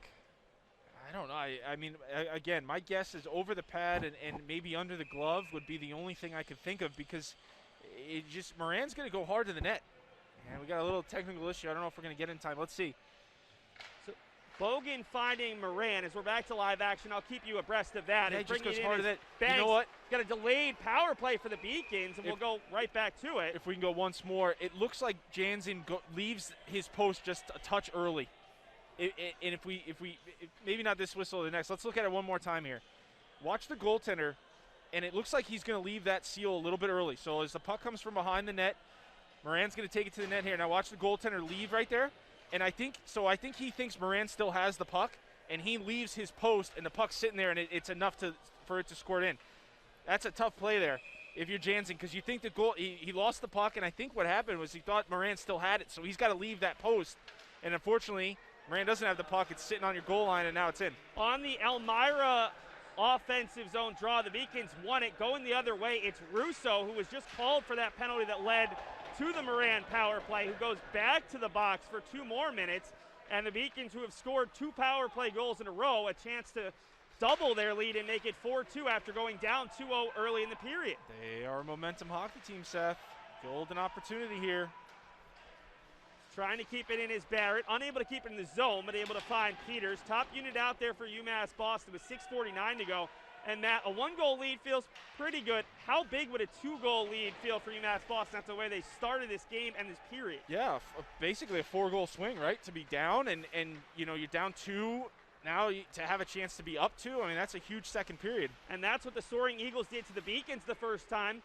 Down 2-0 after one, 5 straight goals, 2 in the second period, including a goal late in the final minute of the period as the Beacons catch a break. Puck deflects off 2 Elmira players in the neutral zone, all the way from Matthews. Elmira 5 straight goals to end that game in a 5-2 win up in New York. As Elmira again unable to clear the zone. Really fortunate. It's Moran, the third goal scorer with it for Bogan. Bogan down low for Skinner. Sends it off the back of the net there. Saw a little bit of the twine moving. Bogan able to keep it in the zone. Had the assist on that Moran goal. Up top for Skinner with 25 seconds. The Beacons finally really settle down and settle in the offensive zone here on the power play. Keegan gets a shot up. Jansen to save, rebound loose. Duncan for Skinner and somehow stopped. Not out of the danger yet. Bogan got a shot off, and now Elmira looking to go the other way. Stretch pass just out of the reach of Domitrovic, who scored the first goal of this period before 3 by the Beacons. That'll do it for the power play. It's 3-2, and Elmira gets a very big kill to keep this game at 3-2. Couple big saves by Jansen, and it looked like the Beacons were going to get their fourth. Jansen slid across just in time, made a great stop. Yeah, you see Jeffrey Skinner with a little bit of space. More often than not, he's going to score there, but a good job. I'm not even sure if it was just Jansen. It looks like a defenseman came over and got a piece as well. Yeah, you could be right, Seth. It did look like he had some help. 5 minutes to go in the second period. UMass Boston, after going down 2-0 early in the period on the goal from Domitrovic, have scored 3 in a row to take a 3-2 lead as the Beacons offside have to touch up, and a rare moment of respite in this period for Elmira as Evie will start the breakout. Well, there's no way they have any rhythm, right? It feels like they've been killing a penalty for this entire period, so your scorers haven't really been on the ice. They're probably a little cold right now. Shot from distance, knocked down. I think Krupinski with another shot block. Centering feed all the way through. Good look back door for Chance Gorman, who couldn't handle it. You keep talking about UMass Boston as a momentum team. It feels like this Elmira team is similar. Spess makes the save, just in that both of these teams can score goals in spurts. And when you're a high-scoring offense, score goals in spurts, it's certainly going to change all aspects of your game. Well, you're exactly right, and any hockey game is going to have ebbs and flows, right, and highs and lows. There's been kind of extremes in this game so far, right? It was an extreme on the Elmira side, and they were riding high, and it looked like the Beacons were they ever going to wake up. And now here in the second period, it's like the Beacons have spent the entire time on the power play, and they've got Elmira on the ropes, just hitting them high-low. We'll see what the rest of this period and the third period brings, but it really seems like we're riding waves in this hockey game. Rare fourth-line shift for both sides. The puck is loose, gets through Banks. Handled here by Havlin, the Seagirt, New Jersey native. Havlin, a member of the Elmira golf team. They've got quite a few guys on the team who are golf and hockey players, excuse me. Getting my seasons mixed up. As Corey Clifton gives chase. Chance here for Joel Pavey, couldn't handle it, and Ryan Rowland controls. Rowland, the defenseman, out there with Peters and Clifton. Clifton handles it. Backdoor pass to nobody as Beacons get their signals crossed, and a chance for Elmira to hold on to it in their own end. Gonzalez, D-to-D pass with Diamond, and his pass slowed down there by Peters, handled by Helt. Peters will corral, gets around Gonzalez, has 2 options in the front. Centers it all the way through, bounces out for Barrett, whose shot gets knocked down, and not out as Gonzalez couldn't get anything behind it. Nolan Barrett already with 1 assist in this one, comes to the front, gets through Peter, slowed down by Clifton, whose high shot. That caught the hand or the body of Gonzalez. Yeah, it did. Beacons claiming that he covered it in the crease with his hand, but first things first, hopefully Jordan Gonzalez is okay, because he looked like in a ton of pain as soon as he had that shot block. He certainly did, and I get nervous when I don't hear anything, right? You want to hear a sound. You want to hear something that goes like a shoulder pad or And we have no fans, so literally if you don't hear it, there's nothing to hear. No sound usually means it caught a good portion of skin and muscle, and that's never a good feeling. Gonzalez is up going back to the bench, so clearly enough, he's probably got a bruise somewhere on there. Good shot by Clifton, and hey, you know what? He gets credit for a shot block there. Sometimes you got to wear it. The positive is he's not talking to the trainer right away, and he didn't look like he was in a ton of pain, wincing as he came off.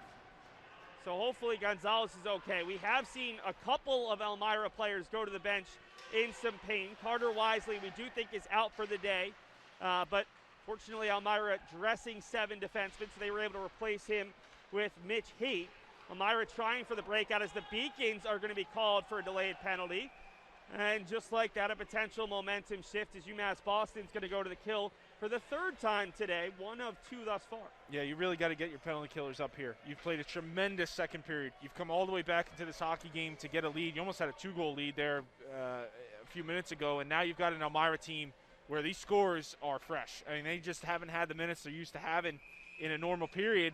They're coming off the bench saying we have a chance to tie this hockey game going into the third period here. These penalty killers have to be willing to block shots. Ethan Nicken will go to the box, one of the Beacons' better penalty-killing forwards.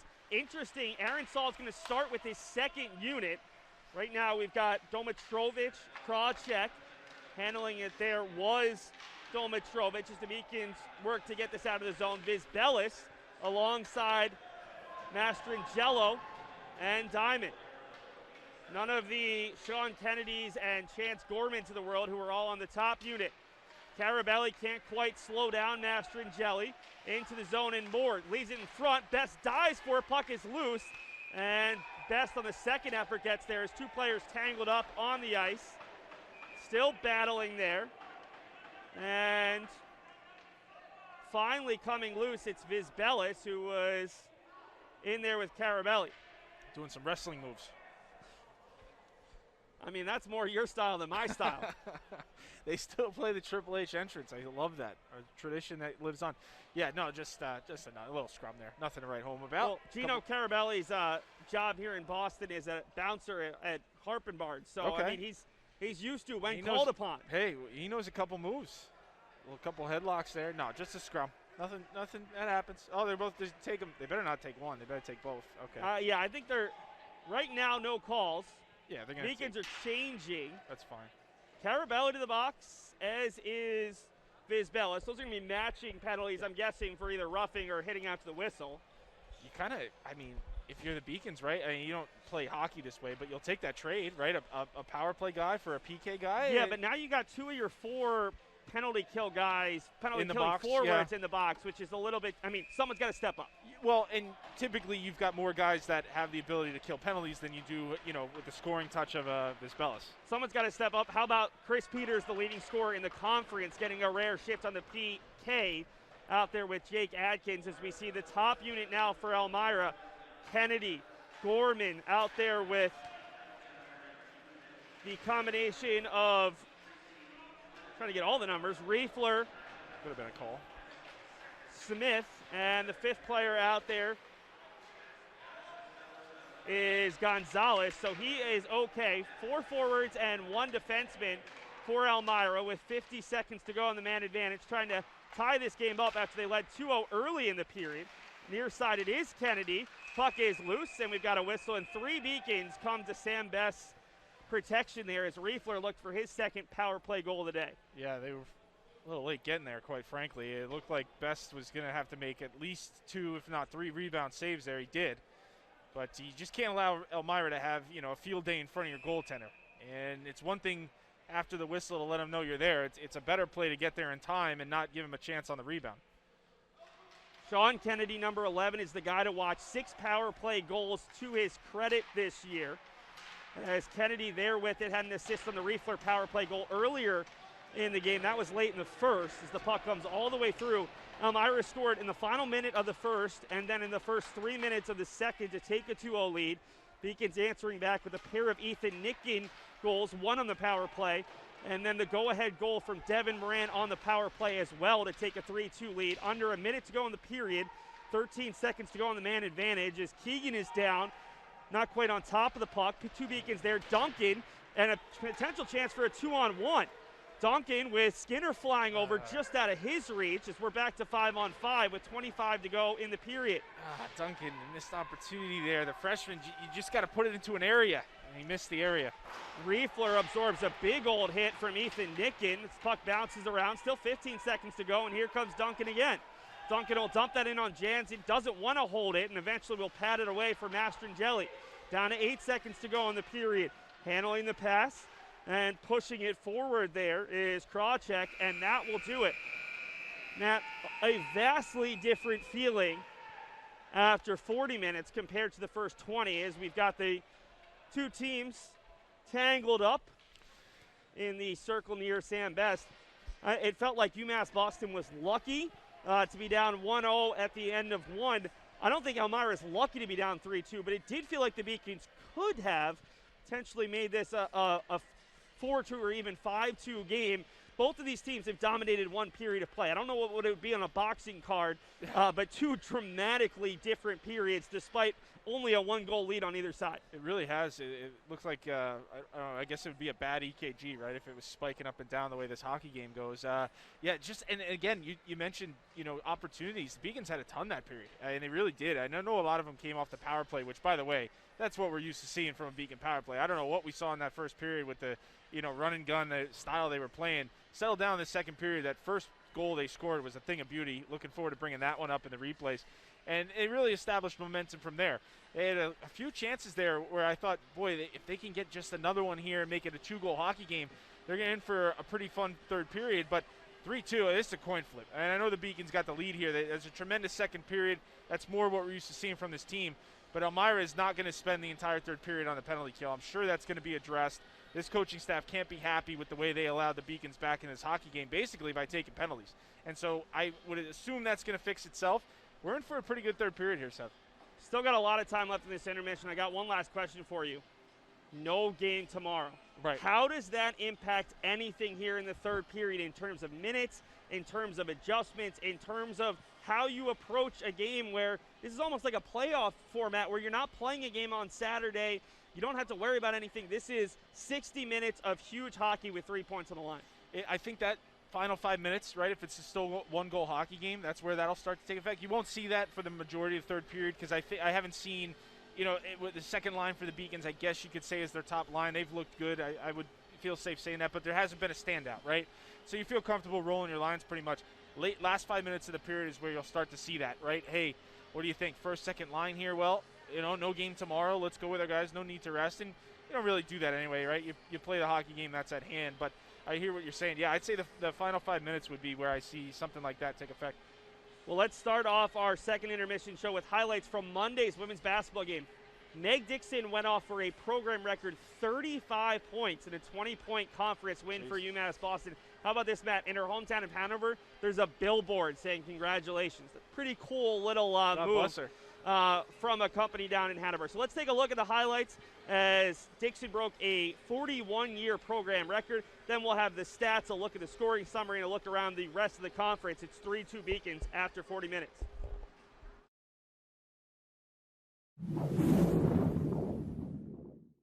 And the Spartans turn it over, 2-on-2 the other way. Dixon, before from long range, and hits the rebound. That is her 100th three-point attempt of the season. Passes in front of the Green goes through a double team and draws the foul. Einstein got that rebound. The three. Rails its way out. Dixon cracks it down and a nice pass inside. Series of picks at Dixon. What a great play design for Farina. Resets doesn't get on the shot. Now goes into the double team where Dixon still burns away. Green goes inside. That's a great move. Picked up on the roll. Farina well off the mark. Duchargini gets blocked from behind. Dixon picks it. Ball flying free. Basketball. Gotta give him more credit than that. The Beacons forced the turnover and we up. Jari Green, what a pass! Thought about that for a second before thinking better. Sullivan takes Dixon. 12.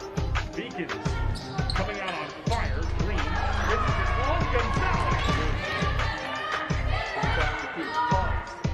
Somebody moves. That's a movement at the moment for the Beacons. Dixon can raise something. What a great devastation move and one. Left side. Nice pick from behind. Dixon's going to have energy way up on the other end. 20 minutes. Farina. Dixon. Spins. Lays it up. And it hit the mid-range jumper. A couple of leads on the 14. Dixon. Answers. Trying to cross over Farina. No such luck. Gives off the buzz. Who lays it in? Sullivan. Wide open. Farina. Dixon. And then Negro starts. Here comes Negro again. How about that flip? He's got it as low as he can.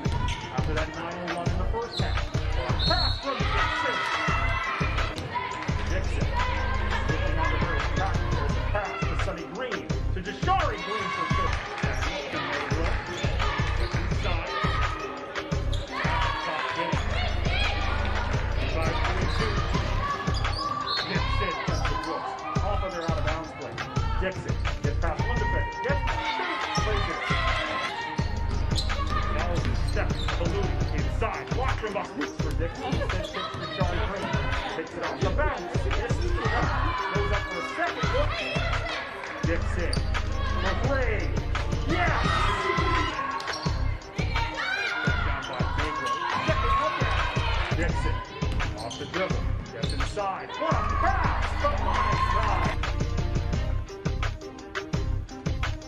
There it is. Dribble drop. Dixon. Brooklyn. Ella Gonzalez. Didn't see her as much in the second half, but had a great first half.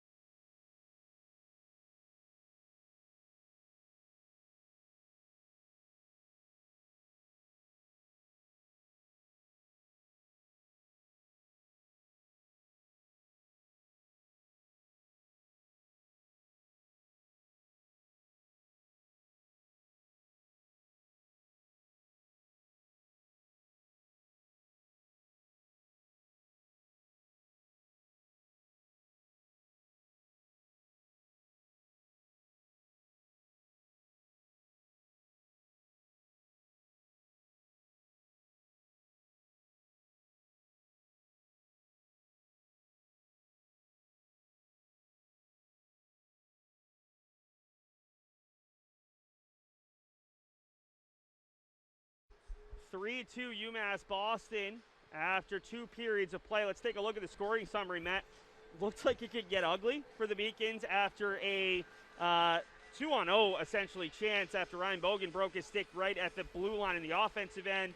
Coming in, it was Giannis Vizbelis whose initial stop was stopped, but rebound Nicholas Domitrovic followed it up 2-0, and then things turned on their head. The Beacons respond in a big way. 2 goals from senior Ethan Nicken, his team leading 13th and 14th, and then Devin Moran, the unlikely hero on the second power play unit. We knew special teams would be a big factor. Thus far, the Beacons have the edge. 2 power play goals, 2 Elmira's 1. What did you see as the potential difference for UMass Boston that second period? A whole different special teams. It's like they brought in a whole new roster and threw the Beacon jersey on them, right? I mean, that I'm very much looking forward to that first power play goal. And one of the things for me, Seth, is when you have confidence, right? And this is true for any player, whether offense, defense, goaltending. You have confidence, the game slows down, doesn't it? And you start to feel as though as fast as Elmira is playing, you can handle it. You're good. And we saw that really not just on that power play, but really in that entire period where the Beacons just seemed to have a little bit more confidence. Not a little bit. They definitely had more confidence about them. And we saw the way they were entering the zone. Passes looked crisper. They were getting more opportunities. They weren't losing themselves in the offensive zone. They had players in proper position. And what that did was force Elmira to some unforced penalties there, but they spent the entire period penalty killing, right, for the majority of it, and they never really got momentum. Best had to come up with a few saves there late in the period, but for the most part, he had the period off, and just a really solid period for the Beacons. Now, again, we talked about this. We're not expecting that again here in the third period. I fully expect Elmira to come right back and address that in the locker room right now. We've got to stay out of the box. They seem a little bit frustrated. They're taking some penalties that I thought really were, not good penalties. So for me, at least in this third period, I really expect Elmira to have more of what we saw in that first period. Now, the other thing for me I'll get to, and then I'll pass it back to you, would be we've got to have a little bit more defensive awareness. When Elmira does have the puck, you saw it there at the power play, it looked as though Elmira was really starting to get some form. And there was a few opportunities late in that period where if Elmira tucks one in, it's 3-3. This is a whole different period.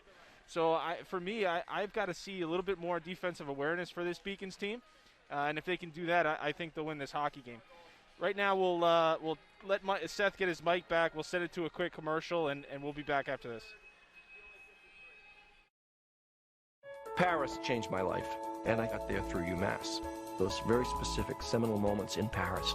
The subway. A man in a tuxedo walked in, and a woman in a long gown. And it was stunning. It all hit me. It was like a lightning bolt. There was this world of beauty and style that I wanted to be a part of. That was the beginning of the journey. And that all came through the University of Massachusetts. And that was really a key moment for me. That's one of those moments you never forget.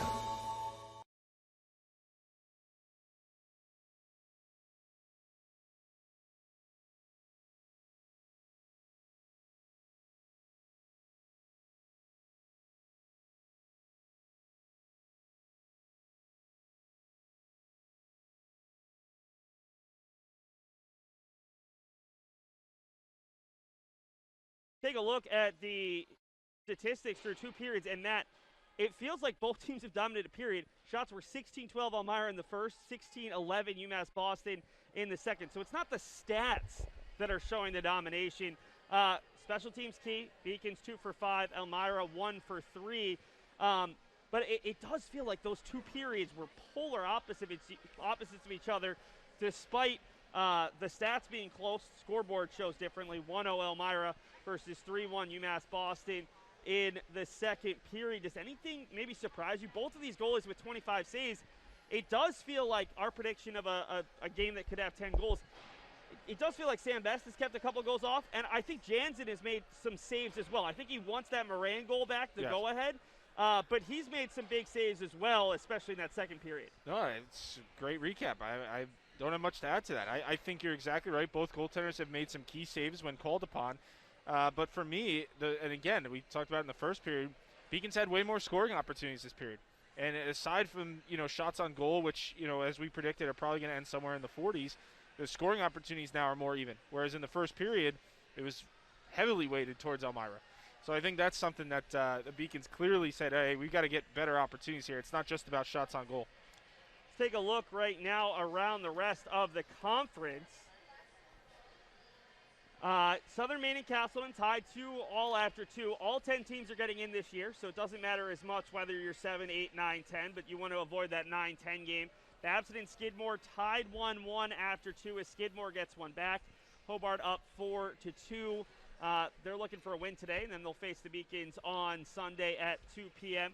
Quick look around the rest of Beaconville before we bring you some highlights. Men's basketball, a big conference win. Women's hockey fell a bit short against the number 3 team in the nation, but good for women's hockey. They've played Elmira twice, and they've lost 1-0 in overtime here, got a point. Only lost 3-1 against one of the best teams in all of Division III. That women's hockey team is playing really well under Danielle Blanchard the last couple weeks. You have to like the way they've progressed. And, yeah, like you said, number 3 team in the country, you played them tight with a 3-1 score. It still goes down in the loss column, but I'm sure there was a lot in that hockey game they liked.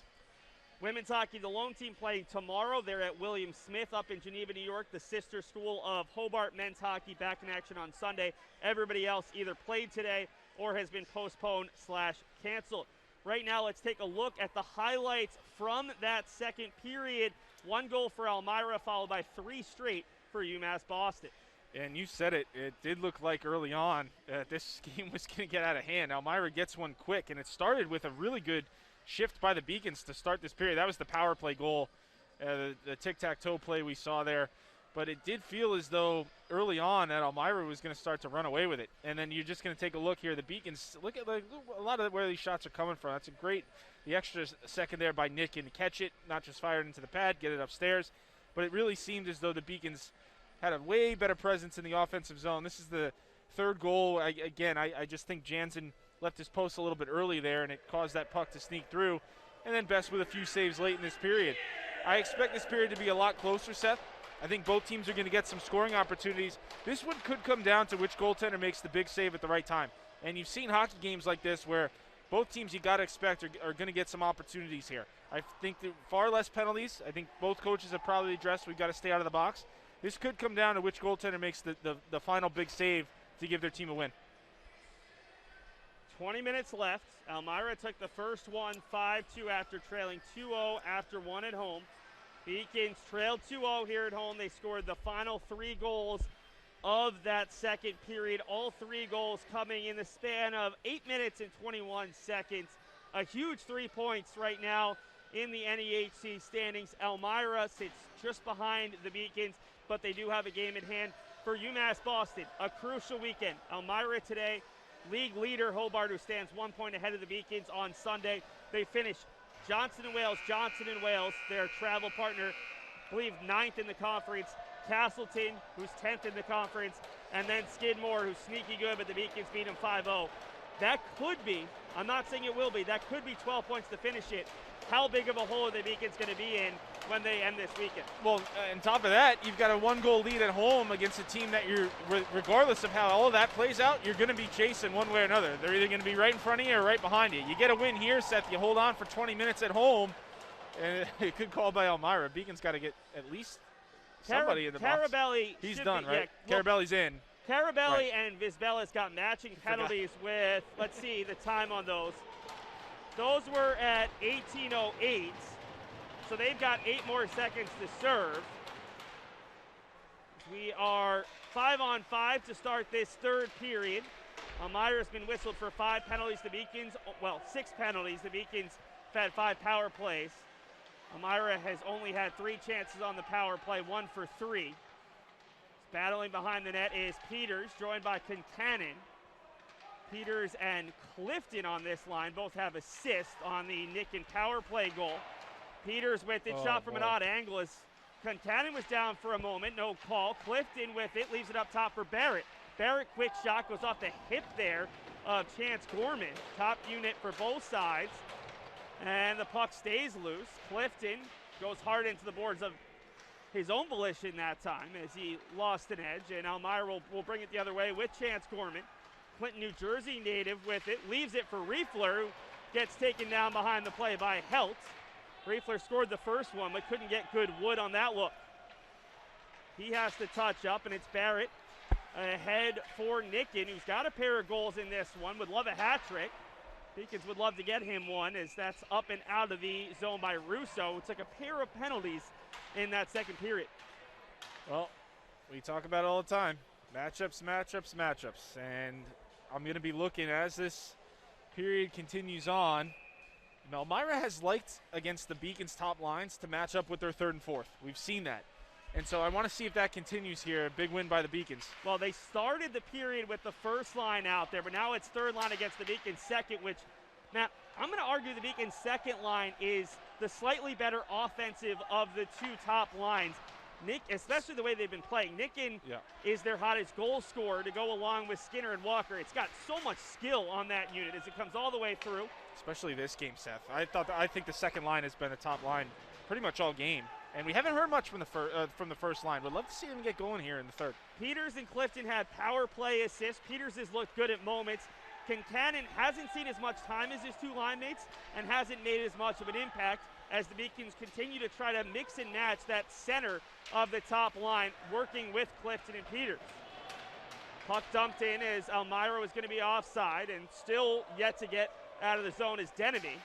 Long stretch pass, gets all the way through. No icing here as Moran currently has the game-winning goal. I doubt that this game will stay at 3-2 for the final 17 minutes and 45 seconds, but it would hold up at the moment as the puck gets poked around. Coming forward is Ryan Rowland. Rowland still battling for it, able to win that battle for Duncan, and chipped around the boards as here comes Keegan to battle with Christian Abrams. That's a solid shift here from this line. Really solid shift. Keeping it in zone. I think that one came out, I guess not. Yeah, Rowland just kind of walking the line there. And finally, Elmira gets it out with Nicholas Domitrovich, one of the 2 goal scorers for the Eagles, who loses his stick there. He and Keegan got tied up. And Keegan very kindly says, here you go, here's your stick. As Elmira comes the other way with numbers. 4-on-2 opportunities. Pass backside, and a great diving stop by Helt to get in front of that shot from Giannis Vizbelis. Great block. Just a really great block there. And Ty Matthews got caught. One pass, he was caught in no man's land. Turnover here. Behind the net, it's Barrett leaving it off for Banks. Jacob Banks still with a quick shot and gets all the way through. There was a little bit of daylight at the back post. The shot skitters wide from Helt. The Beacons were looking for that shot wide, hopefully get the carom, but Elmira aware to the play. Behind the net, Helt will leave it for Barrett, who's had a good game today. Has made some mistakes early, but was a big part of the Beacons' offensive explosion in the second period. Adkins chips it all the way through. Clifton was trying to tip it over for Carabelli. Instead, Elmira able to gain the zone, although they're going to be offside, and we'll get a whistle. 16-10 to go. This is the first time neither team has really come out with a ton of offensive impact to start a period. Almost feels like they're feeling each other out. A little bit, as to be expected. I think, the Beacons know if we spend a shift forcing Elmira to defend, we've done our job. And if we get offense off that, fantastic. What we don't want to have happen is one pass beat two guys, and you saw that there. Elmira got a rush, and we had two forwards at least that got beat on the passes. You can make a case there's a 4-on-2, definitely a 4-on-3 there. Can't have that happen if you're the Beacons. Elmira gains the zone and then immediately kicked out there by Krupinski, who is one of a number of players who took a big hit in the first period. Fortunately, everyone's back but Carter Wisely, who exited in the first and has not returned for the Soaring Eagles.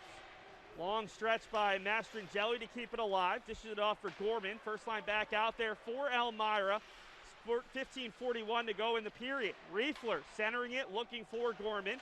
Just out of his reach. He follows up and keeps the play alive, aiming to dish it off there for Jared Smith, but it's a good job by Krupinski, who I think the Beacons really missed him last weekend. Just a very talented two-way defenseman for UMass Boston. Yeah, I'd agree with that, Seth, and he's made himself known here tonight. Got some offensive skill. We saw that with his goal against Norwich. Just a big, strong Texan who's done a great job of getting in front of some shots as well. Time and space for Elmira in their own zone. They begin the breakout with Abrams, and the stretch pass ends up in the Beacon zone. Rolling with a bit of time, cycles it around for Nicken, who slows. Cross-ice pass behind Skinner. Skinner now taking his time, chipping it, looking for Nicken.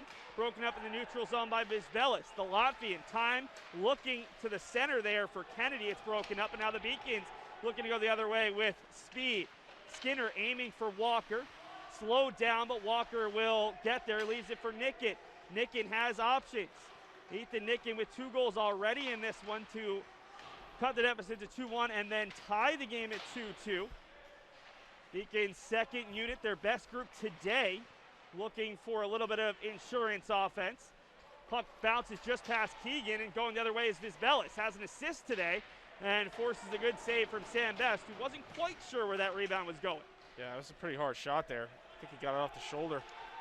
Vizbelis played in 5 games in the World Juniors tournament. Scored a goal for Latvia. Already with 10 goals and 11 assists coming in today before his assist on Elmira's second goal of the game. I don't think many D3 guys can make that claim. I mean, that is really impressive, but it also shows just about the increase in terms of where colleges are getting their collegiate hockey players. That's a good point. The chance going the other way with speed here. It's Graham Denemy. Denemy tries to go backdoor. It's broken up. Out to the point. Mastrangeli goes for Diamond. Diamond's shot deflected wide by Duncan. Elmira still in the zone. 13:20 to go in what's become a very tense hockey game with few chances on either side. Barrett leading the 3-on-2 charge. 2 Beacons defensemen in there. Helt and Barrett. The lone forward is Moran. Barrett below the goal line as the Beacons get a change just out of his reach. Almost came up with a strip, and Diamond breaks out the other way. Diamond able to find Krawcheck, who's unable to gain the zone. And Elmira gets it into the zone, but not much further as Krupinski was there waiting.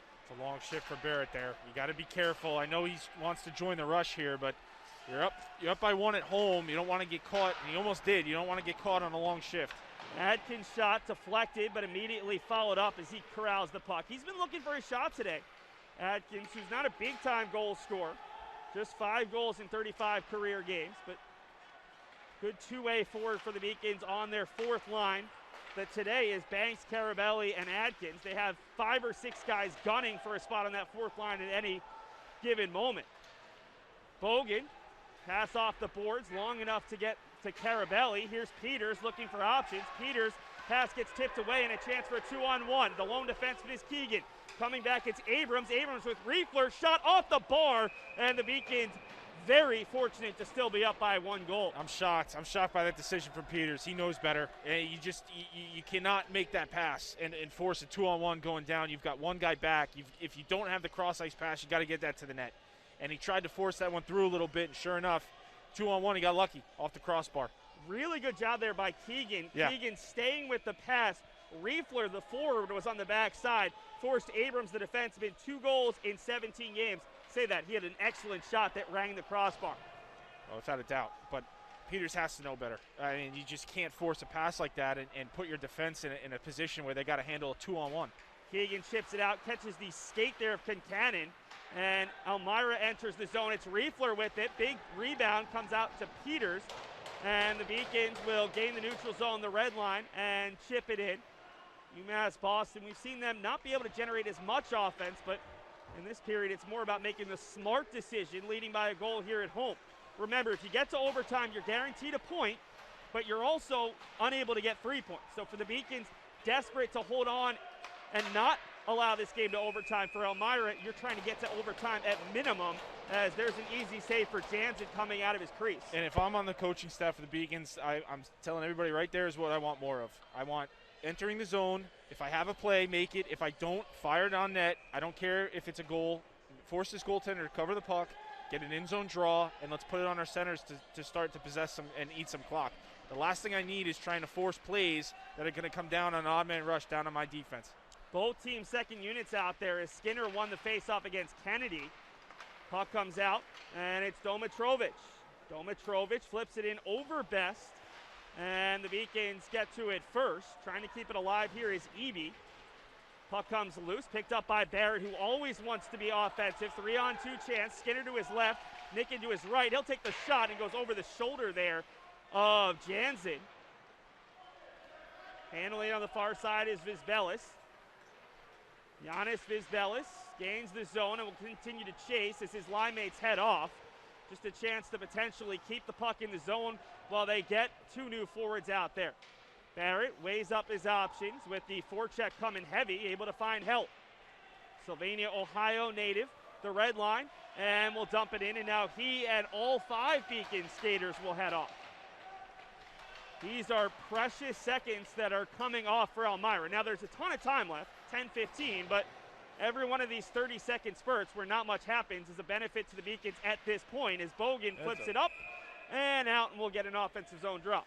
Oh, you said it, Seth, and you've got to be comfortable defending. You know Elmira is going to make a push, and they're going to do things. They're going to take chances. They're going to be aggressive on the forecheck to try and create. And you can't get out. You can't be lack of patience. You can't have a lack of patience, right? There's going to be a tendency where you maybe have a chance to make an odd man rush and make a play, but you might have to eat it to eat some clock. And that's something, especially with a Beacons team that loves to score. Are they patient enough to outweight Elmira and play a defensive game in this third period? Ty Matthews wins the draw for the Beacons' third line. Moran, Duncan, and Matthews, the Beacons' all freshman third line, battling out there with the fourth line of Elmira. Matthews able to fight his way onto the puck. Moran dishes it out to the blue line. Shot from Bogan gets knocked down by Diamond. Diamond shipping it out ahead. This could be an ice, and they're going to blow the whistle. And that's thanks to Alex Duncan. He was able to get a little bit of stick, just lift the stick just a second there, and it caused the pass to go haywire. And now you got an icing down the other end. Go ahead. Quick bit. Is there a freshman who's been more consistently impressive than Alex Duncan? There's a lot of really good freshmen and sophomores on this team. Good question. There's not a night where I've said Alex Duncan had a bad game. No, I mean, and that's why he's in the lineup every night. That's a good question. Let me get back to you on that one. Let me think about it for a second. Yeah, you certainly got other options. I'm not saying he's the best freshman, but he might be the most consistent. He makes himself known. That's for sure. That's for sure. Ryan Rowland all the way across into the zone, and Rowland's going to wisely, as a junior defenseman should, just dump that in and let his forwards give chase. From the blue line, it's Keegan teeing up that big slap shot. Caught a player. That was Chance Gorman, who is still hobbling a little bit as he took the weight of that big look from Keegan, the Maynard Mass native, as we'll go the other way with Ryan Riefler. Riefler over for Gorman, who looks fine now. His shot gets tipped wide by Peters. Top line out there for either side. The Beacons like mixing and matching those top lines. Elmira not as much. 8:40 to go in this third period. We're scoreless in the third after Elmira led 1-0 after one. The Beacons score the final 3 goals of the second to take a 3-2 lead. Chipped in, and Barrett with Elmira in the midst of a change is going to take his time. So Elmira providing a little bit of pressure in the zone. And Peters will chip it in with Clifton giving chase. Didn't get quite as deep as they would have liked that time. Going the other way, it's Mastrangelli. Mastrangelli trying to get around Barrett. Not enough for a call there. It's the little rub of interference. Clifton chips it back for Helt. Helt, easy D-to-D pass for Barrett. Long stretch for Peters. Able to get a piece, and now will gain the zone. Takes a big hit from his own teammate Clifton there, who was pushed into him. And that caused the Beacons to not get a real chance here in the third. Barrett absorbs a huge hit, knee to knee there. He's slow to come off, and that, Matt, looks like it should have been a penalty. Beacons lost 2 players. Turnover there. No one home, but Beacons lost 2 players there. Barrett and Clifton both hurting a little bit right now. So that's one of your top 2 defensemen on that top unit and your top line right winger with 7:30 to go. I'm sure they're fine, but the Clifton hit was on Peters, and I didn't see anything dangerous. Yeah. Barrett, it looked like it was a little bit of a penalty as he was passing the defenseman who put out a leg to slow him down. Kept in the zone by Diamond. High shot well wide of Best. Beacons clear the zone, but that's going to be an icing. And with 7:12 to go, a rare offensive zone draw for Elmira. It's a big opportunity here. Let's see which centers these teams go with. Well, you've got Skinner, which is great for the Beacons. On the opposite side, well, because he can play wing. It depends on what side. So yeah, this is his strong side. So he'll take the draw. It's going to be Bailey Krawcheck, the sophomore out of Elmira, third line center for Elmira. Puck is loose, and Elmira wins it. Best makes the save on the turnaround shot there from Graham Denemy. Beacons need to get it out with some tired legs. Skinner leaving it for Walker. Clears the red line, and in the shorter change period, the Beacons able to get the change that they wanted. Instead, they try to get a look off. Krupinski's shot knocked down. 6:50 to go in regulation as UMass Boston looks for a big win. Chance to split the defense, and Krawcheck has his backhand shot stopped by Best. Andy Walker going for a big hit there. It's not the time for it. Here comes Skinner, the senior. Wise play, just flings it in towards net. Nicken giving chase. 6:30 to go. Beacons trying to hold on to this 1-0 lead and pick up 3 massive points in conference. Battling below the goal line, 2 Eagles and 2 Beacons. I think Elmira would win that battle in the real world, but maybe not necessarily on a hockey rink. It's below the goal line. It's Keegan trying to flip it out for Nicken out of his reach. Shot from Abrams is knocked down by Roland, and he'll get it out of the zone. Roland to the red line, and we've got a tip and no icing. Beacons are working hard. I mean, Elmira is too, but they're the ones that need the goal.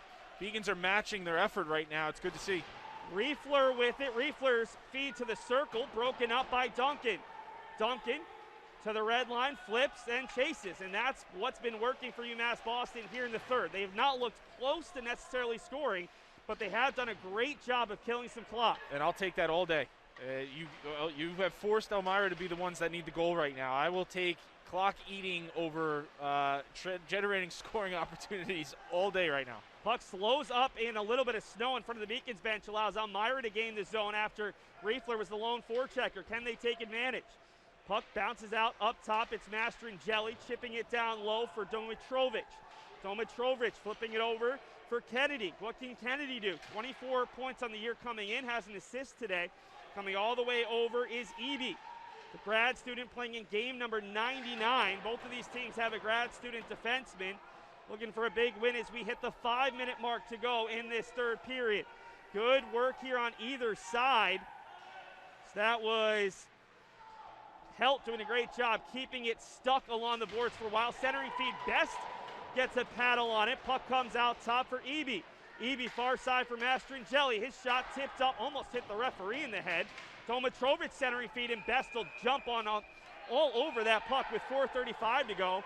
So we've got more pushing and shoving. It looks like That time it was Domitrovic and Moran who got tangled up. Yeah. Good for the freshman. Getting in there. Got the game-winning goal to this moment. Well, yeah. I'm really trying not to black out it. Let's hope not. But no, it's smart play by Best, right? Intercept the pass, get a whistle. Beacons needed it. That was a big shift by Elmira. Spent a good amount of time in that offensive zone there. Kincannon and the Beacons top line out there. Kincannon wins the draw. That's what he's out there for. Clifton is back out there. Good news for UMass Boston after he was banged up a little bit the last time he was out there. Clifton trying to leave it for Peters and able to find him. Peters chips it ahead for Kincannon. Kincannon with two defensemen there. He gets tripped up. Net off, it's Mooring. Do we have a penalty? Kincannon already drew one. I don't think so. And the Beacons can't believe it. I mean, his stick goes flying. It wasn't his stick, though. If it was his stick, it's 100% a penalty. Yeah, I mean, why? Because he hung on to it? He got hooked there pretty good. The net comes off is why the whistle blew. I think it's automatic if he loses the stick. Okay, yeah. Well, I would hope so at that point. I don't know. I mean, if he loses the stick at that point, you could talk about a potential penalty. No, I got to stick to my guns. I'm a no-call guy. I like if you're not sure, no call, so I got to stick to that. I thought that should have been, but big moment. Final five. Final five, 4:14 to go. Beacons stay with the top unit. Elmira stays with the third unit. Kincannon against Krawcheck, and Krawcheck with the face-off win. Trying to get it all the way out of the zone. And Krupinski came over to slow down Russo. Putting it into the zone is Denemy. Clifton there first, leaves it for Bogan. Bogan had the assist on that Moran goal that gave the Beacons a 3-2 lead back midway through the second period. Beacons got to make sure they've got at least 2, if not 3 players back at all times, especially with the amount of clock left in this game. 3:53 to go. The Beacons claims for a potential icing go by the wayside. It's Bogan with a lot of Elmira players in front of him, and he's forced to dump that one. This one will be an ice if it has the legs, and it just barely does. Yeah, because it's on its side. If that sits flat, no chance. This is a tough job. Beacons are tired. I'm seeing some slump shoulders right now. Yeah, I'd think about it. I would think about the timeout for sure. Yeah, and Sean Pauly is saying, hey, guys, let's come over. We got a timeout. Let's use it. You don't have to use it in the final 2 minutes. And Sean Pauly Maybe. Are they not taking it? I mean, that's interesting. I thought they were going to take that for sure. They bought themselves some extra time there with Kincannon over at the bench. Yeah. Big draw for Kincannon here against the top line. Chance Gorman for Elmira. Huge draw. And Gorman wins it back for Abrams. That's 3 key draws. Sorry, Seth. 3 key draws the Beacons have lost right now. Bogan was the guilty party on the icing. Can he do better this time? Well, it's not an icing, but it's not out of the zone either. Barrett back out there after he took what looked like a knee-to-knee hit. Bogan, can he get around this time? Yes, this one's still on its side, but not enough for an icing. It was going. The snow pile got it. Hey, it's a smart move there by Bogan. You know the snow's going to be along that board in front of the benches. This one might have the legs, and they will blow the whistle. Did they get anybody off? 3:04 to go. They should have gotten everybody off with the amount of time they had. I think so. And, yeah, this is going to be a new 5. So it's Barrett and Helt, the defenseman. It's the fourth line. This is a group that, you like defensively. Banks, Adkins, and Carabelli. Carabelli in the dot against Sean Kelly. The second line out there for Elmira, the fourth for the Beacons. Got to have a win here. Kennedy unable to win it clean. Barrett will flip it out. This doesn't have a ton of legs, and it will not be an icing. Just barely. Good work from Barrett as we're under 3 to go in what has been a scoreless third period between two of the top offensive teams. We have got a chess match here in the third. Helt trying to pin it along the boards using that big frame. Pushes it across for Barrett with a little bit of space. Easily gets it out of the zone. Barrett trying to get through 2. Tripped up. No call. Barrett's almost been able to draw 2 penalties in his last 2 shifts. Big hit from behind there by Nickin. No call. You can't call that, can you? As the Beacons trying to fight for it. Nickin, who has 2 goals today. It's Skinner. Skinner has a player wide open. Carabelli just wide in what could have been a huge insurance goal. Coulda, woulda. Missed the net. Comes out top. Carabelli gets knocked down, and he'll come out to the neutral zone, but not much further as Krupinski dumps it in. 2 minutes to go. At what point, as we've got a whistle on Elmira. Late hit. I think we got a penalty. I think it's going to be Kennedy. Yep. And the Beacons with 1:59 to go up a man. I was about to ask, when does Elmira pull the goalie? But you can't pull the goalie when there's an offensive zone draw and you're down a play. Certainly can't. Krupinski just good on him to not retaliate. And it was a late hit. He knew it was a late hit, and he just took it. And that's what you want from your hockey team. That's discipline. Sean Kennedy, I know what he's trying to do there. Probably a little bit of frustration. He's trying to make a play. It's a late hit. And I give Krupinski credit. It's very easy to retaliate there. He didn't. Grit his teeth. Puts his team on the power play. Score here, game's over, Seth. You don't even have to score here. If you can just keep Elmira in their zone, you probably win here, although they win the draw, and they'll come out the other way with Denemy. Barrett tracks it down. Now, no movement this point from Jansen, and it's hard to do when you're down a player, but you really have to pull the goalie at some point if you're Aaron Saul, right? That's so tough. Especially the only way I could see is if you've got an in-zone draw, Seth. You're down a player. I think you got to try to create a shorthanded opportunity here or draw one of your own. They're in a tough spot. Elmira's in a really tough spot here. They did draw 2 shorthanded chances in the first period. Sam Best came up with a tremendous save. Beacon's power plays looked a lot better, though. That's true. Top unit out there, although they've changed it now 2D on this top unit, being a little bit extra careful with Krupinski joining Barrett, Nicken, Clifton, and Peters. Long stretch pass. They're just trying to spring a guy. That's all. And as a defenseman, that's pretty easy to read, right? You just got to make sure they don't get behind you. Well, guess who the extra defenseman there was? It was Peters covering for Barrett. Top scorer in the NEHC. We've seen him on the PK today and helping out there defensively as Best came out. 1:08 to go. And again, the Beacons are on the power play. It's Elmira desperate for a goal. Nicken, who has been the offensive hero today. Clifton unable to get a lot behind it. Peters backdoor for Nicken as he looked for the shot. He does. Tipped up high. You knew Nicken was going to shoot there. Do you love the shot? But more importantly, how big is it to at least get the offensive zone drop? Yeah, it's in zone and it got deflected. I'm just looking to see if either coaching staff, again, with the timeouts, it's always this cat and mouse, right? Because you want to take one, but you also don't want to give the opposing team an opportunity to draw something up or rest their players. Neither coach takes it. Beacons win the draw with Duncan, near side for Helt. Beacons changing up this second unit as well. It's Helt, Roland, Walker, Moran, and Duncan. Yeah, a much more defensive power play, which kind of an oxymoron, isn't it? Yeah, but I mean, you've got Walker, traditionally very smart forward in terms of his defensive play. Obviously, Helt, one of your most experienced players. Roland, more defensive. I mean. It's more important to play defense than offense here, as that gets tipped up. Don't typically say that.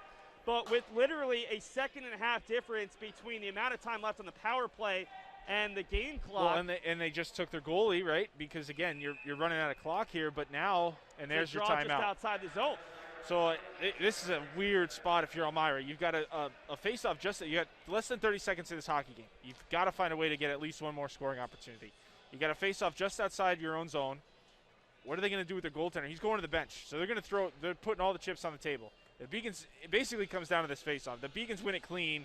They can take a shot. They're already past the red line, so they can get it to somebody, take a shot at the open net. At least, if they score, they win, run out the remainder of the clock. If they lose, though, Elmira is going to have something drawn up.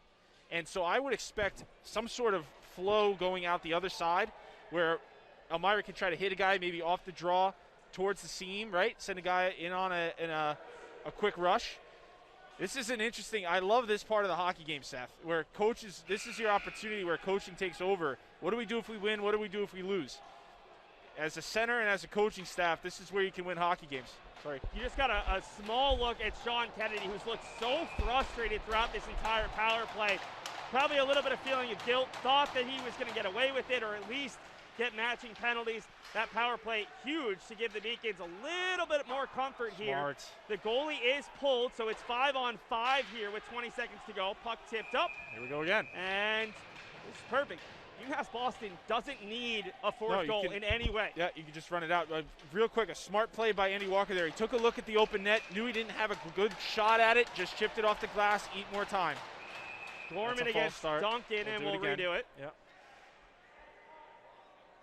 14.6 seconds left. They're going to add a little bit. I don't know if we're going to be at 15-3 maybe. Let's see.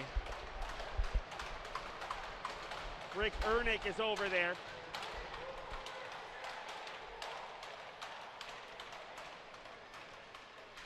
And it'll Nothing. 14-6. Duncan wins Good the face-off back. Helt flips it out. Duncan turnaround shot just wide. He was inside the red line, so no icing. Elmira gets one last chance. Mastrangeli whiffs on the pass. Puck is loose in the neutral zone. The Beacons put it in, and that will do it. Elmira dominates the first. UMass Boston dominates the second, and the Beacons a defensive masterclass in the third to earn a season split and 3 massive points in New England Hockey Conference play. Yeah, Seth, you nailed it. I mean, that's a huge win for the Beacons. That's a big 3 points to the number 7 team in the country, and a team in their conference that they've kind of put in the rear view now. I mean, if they handle their business against Hobart, they really put themselves in a position to maybe win this conference this year, which a lot of people did not predict in the preseason. I'll tell you the one thing I liked in that third period. They had a very senior way about them, right? And there were a few opportunities there where I thought they're going to go too hard looking for offense. They're going to get away from what's going to win them this hockey game, which was playing defense. And I'll tell you what, Best really didn't have to come up with too many. He made some key saves, right? But nothing too challenging. And I love the way the Beacons played that third period. Elmira had one great chance. Yeah. It was Abrams ringing the bar.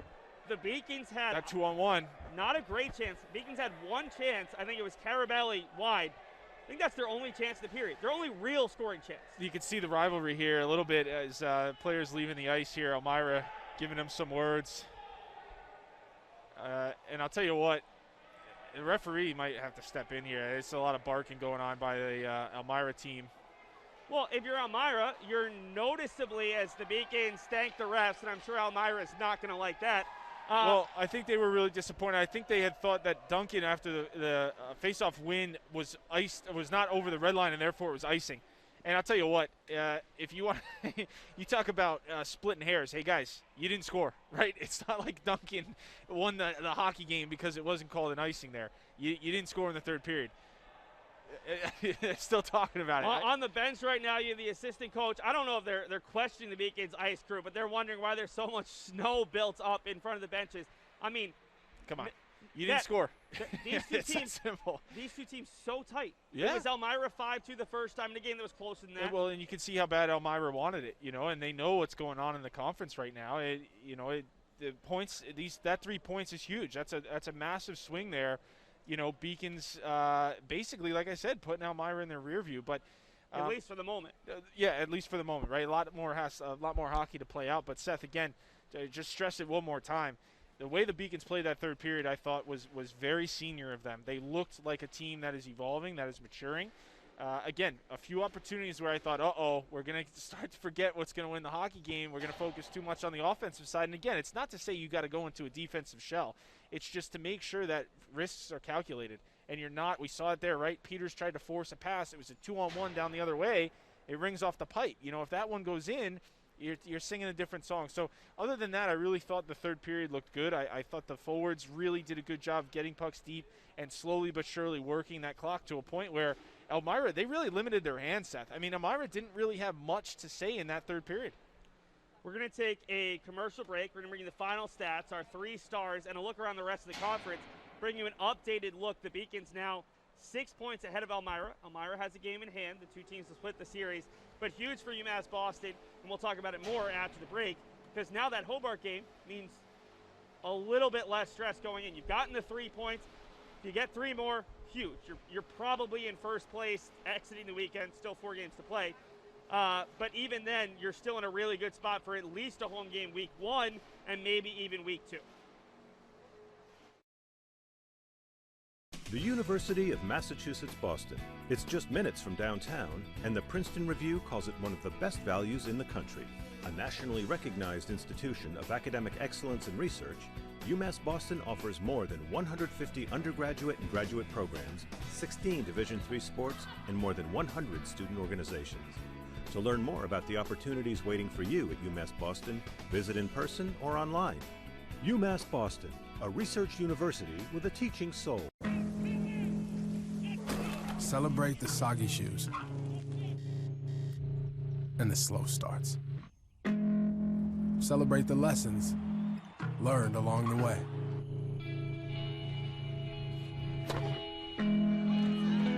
These are the wins.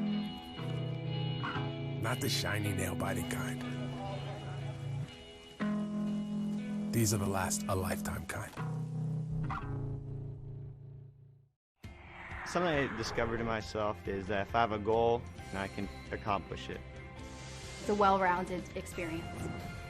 At a Division III school, you primarily a student athlete, so the school is really shaped around you developing yourself as a complete individual. It helps a lot that you have a family with your team that can guide you.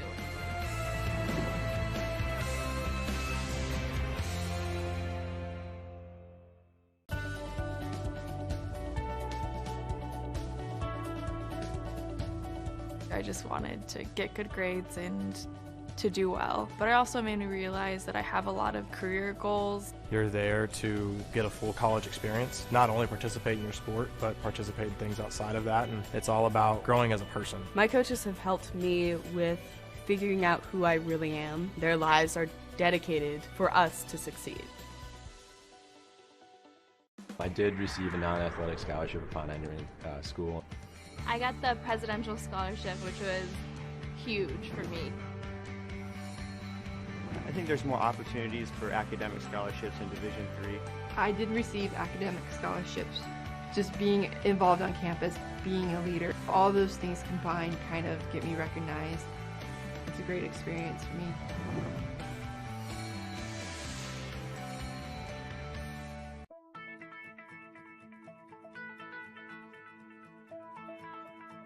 College has given me the flexibility to pursue my passions and my interests, and I've recreated my identity for myself aside from just being an athlete. My greatest personal discovery has been that I am capable of doing things that I didn't know I was capable of doing. To be able to study what I wanted to and continue to play the sport I love, all of those things came together very nicely in one package in Division III.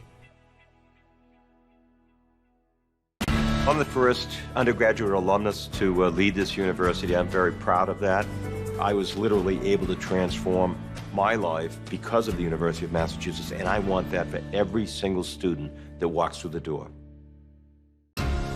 Moving from Turkey, it was a rough journey for me because when you don't really speak the language that well, and when you don't really fit in the crowd, it's very easy to disappear. But I decided not to give up, and UMass helped me. Division III allows you to give yourself to other things. Having that free time allows me to pursue the things that I want to pursue. Division III athletics affords students the opportunity to, engage in the other interests in their campus and in their lives outside of that sport. It allows you to just be able to do everything you want to do. I wouldn't change it for the world.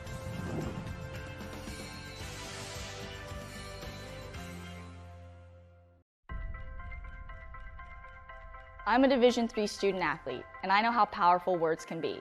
The term gay doesn't mean stupid, lame, or less than. So I pledge to speak up if I hear the term gay used in a derogatory way or any other homophobic terms. If you can play in Division III. I'm a Division III student athlete, and my teammates unconditionally accepted me as part of their family. So now I pledge to do the same for others. If you can play in Division III. Cheer for the stumbles, the he shoulda had that's, and the tears that linger. For in those moments, greatness lies. There, you will find the provoked, the determined, the unified. It's in those moments that champions are born. The University of Massachusetts Boston, with its scenic oceanfront campus, easily accessible to downtown Boston, is recognized as a model of excellence for urban public universities. 16 NCAA Division III sports are part of the more than 100 student organizations that create an engaging campus life in America's biggest and best college town. UMass Boston, Boston's urban public research university for the 21st century.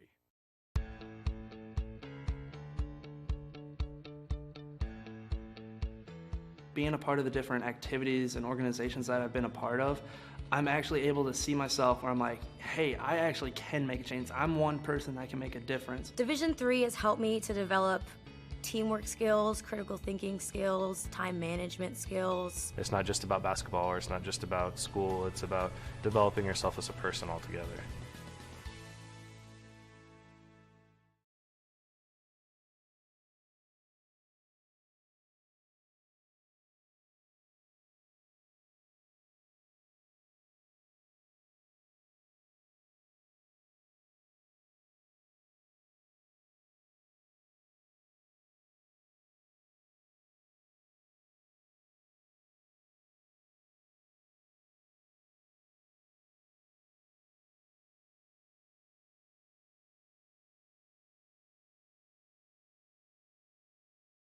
Welcome back to the Edward T. Barry Ice Rink for our post-game show. We promise we'll keep this quick. Matt, quick look around the rest of the conference updates. Hobart won their game over Johnson & Wales, 27 points. They're in first. The Beacons up to 26. Skidmore lost tonight, so they fall behind Babson, who beat them. Babson jumps from 6th to 3rd with 23 points, 3 points back of the Beacons. Norwich was off tonight. Elmira moves all the way down to 6th place. New England College was off as well. Southern Maine clearly going to be the 8th seed as they defeated Castleton. But all of a sudden, you have the Beacons and Hobart, who has a game in hand on UMass Boston. They'll play on Sunday. 1 and 2, 3 points clear of 3 heading into that big Sunday matinee matchup. Yeah, and I see 3 teams that are nationally ranked that are below the Beacons. Just saying. Just making a point there. UMass Boston, not nationally ranked, but one of 7 teams in the NEHC that is either ranked or receiving votes. Right. Yeah, just, hey, we're building this program, right? We want to evolve it. We pay attention to what's going on in the national poll. Let's take a quick look at the scoring summary. All the goals in the first 2 periods. We said we were going to see 10. We saw 5. Elmira got out to a 2-0 lead. 2 goals separated by less than 2 minutes. Ryan Riefler at 19:06 in the power play. Domitrovic made it 2-0 at 1:24. The Beacons scored 3 straight. Ethan Nicken, and Devin Moran, who did score the game-winning goal in this one. Nice job, Black Hat. You didn't get it this time. Good for you. 2 goals in his last 3 for the freshman out of Leominster. This one certainly his biggest. 2 goals against nationally ranked sides. Take a look at the final stats. The last time there was very little separating these teams. In fact, I think they tied in shots at 35. This time Elmira outshoots the Beacons 33-32. Sam Best with 31 saves. Chris Jansen with 29. Beacons hold a 30-29 edge in faceoffs. I think the difference was special teams. UMass Boston 2 for 6. Elmira 1 for 3. In the end, I mean, we knew both of these teams could score, but was the Beacons doing a bit better on the power play and staying out of the box against that really good Elmira power play. Yeah, well, particularly in the second period, right? We saw Elmira team that was getting frustrated, took a lot of penalties. It cost them. Finally, let's take a look at our 3 stars. I don't think you'll get many arguments from this one. Ethan Nicken, huge for UMass Boston offensively, goals number 13 and 14. And the 2 goalies, both of them played really well. We thought there were going to be more goals, and I think they made this a 3-2 game instead of a 5-4, 6-5 contest. No, I agree with the goaltenders, and I'd say Nitkin, but can I put in sub-font in parentheses that second line? Because I really thought they held it together when the Beacons were not really on top of their game yet. I thought the second line was the one line Coach Blau could throw out there and feel confident in. So, yes, with Nitkin, he had a great game, but give his counterparts Skinner and name's leaving me. Andy Walker, thank you. Member of the Men in Blades. Thank you. Yes. Yeah, on the sub font for the first star. Production team, big shout out to all of our student workers working today. Allie Crawford, your producer and director. Mary Jo Murphy on graphics. Nick Branch on instant replay. Our camera operators, Gina Albano, Colin Ford, Lauren Bethea, and Sage Sori. For my partner, Matt Meisenbacher, myself, Seth Dorensky, thanks so much for watching what was a very entertaining hockey game here in the New England Hockey Conference. The Beacons, their first win over Elmira since 1988. A 3-2 victory over the Soaring Eagles to move into second place and give themselves a little bit of breathing room heading into Sunday's big game against Hobart. Remember, that one scheduled for 2 p.m. There could be a slight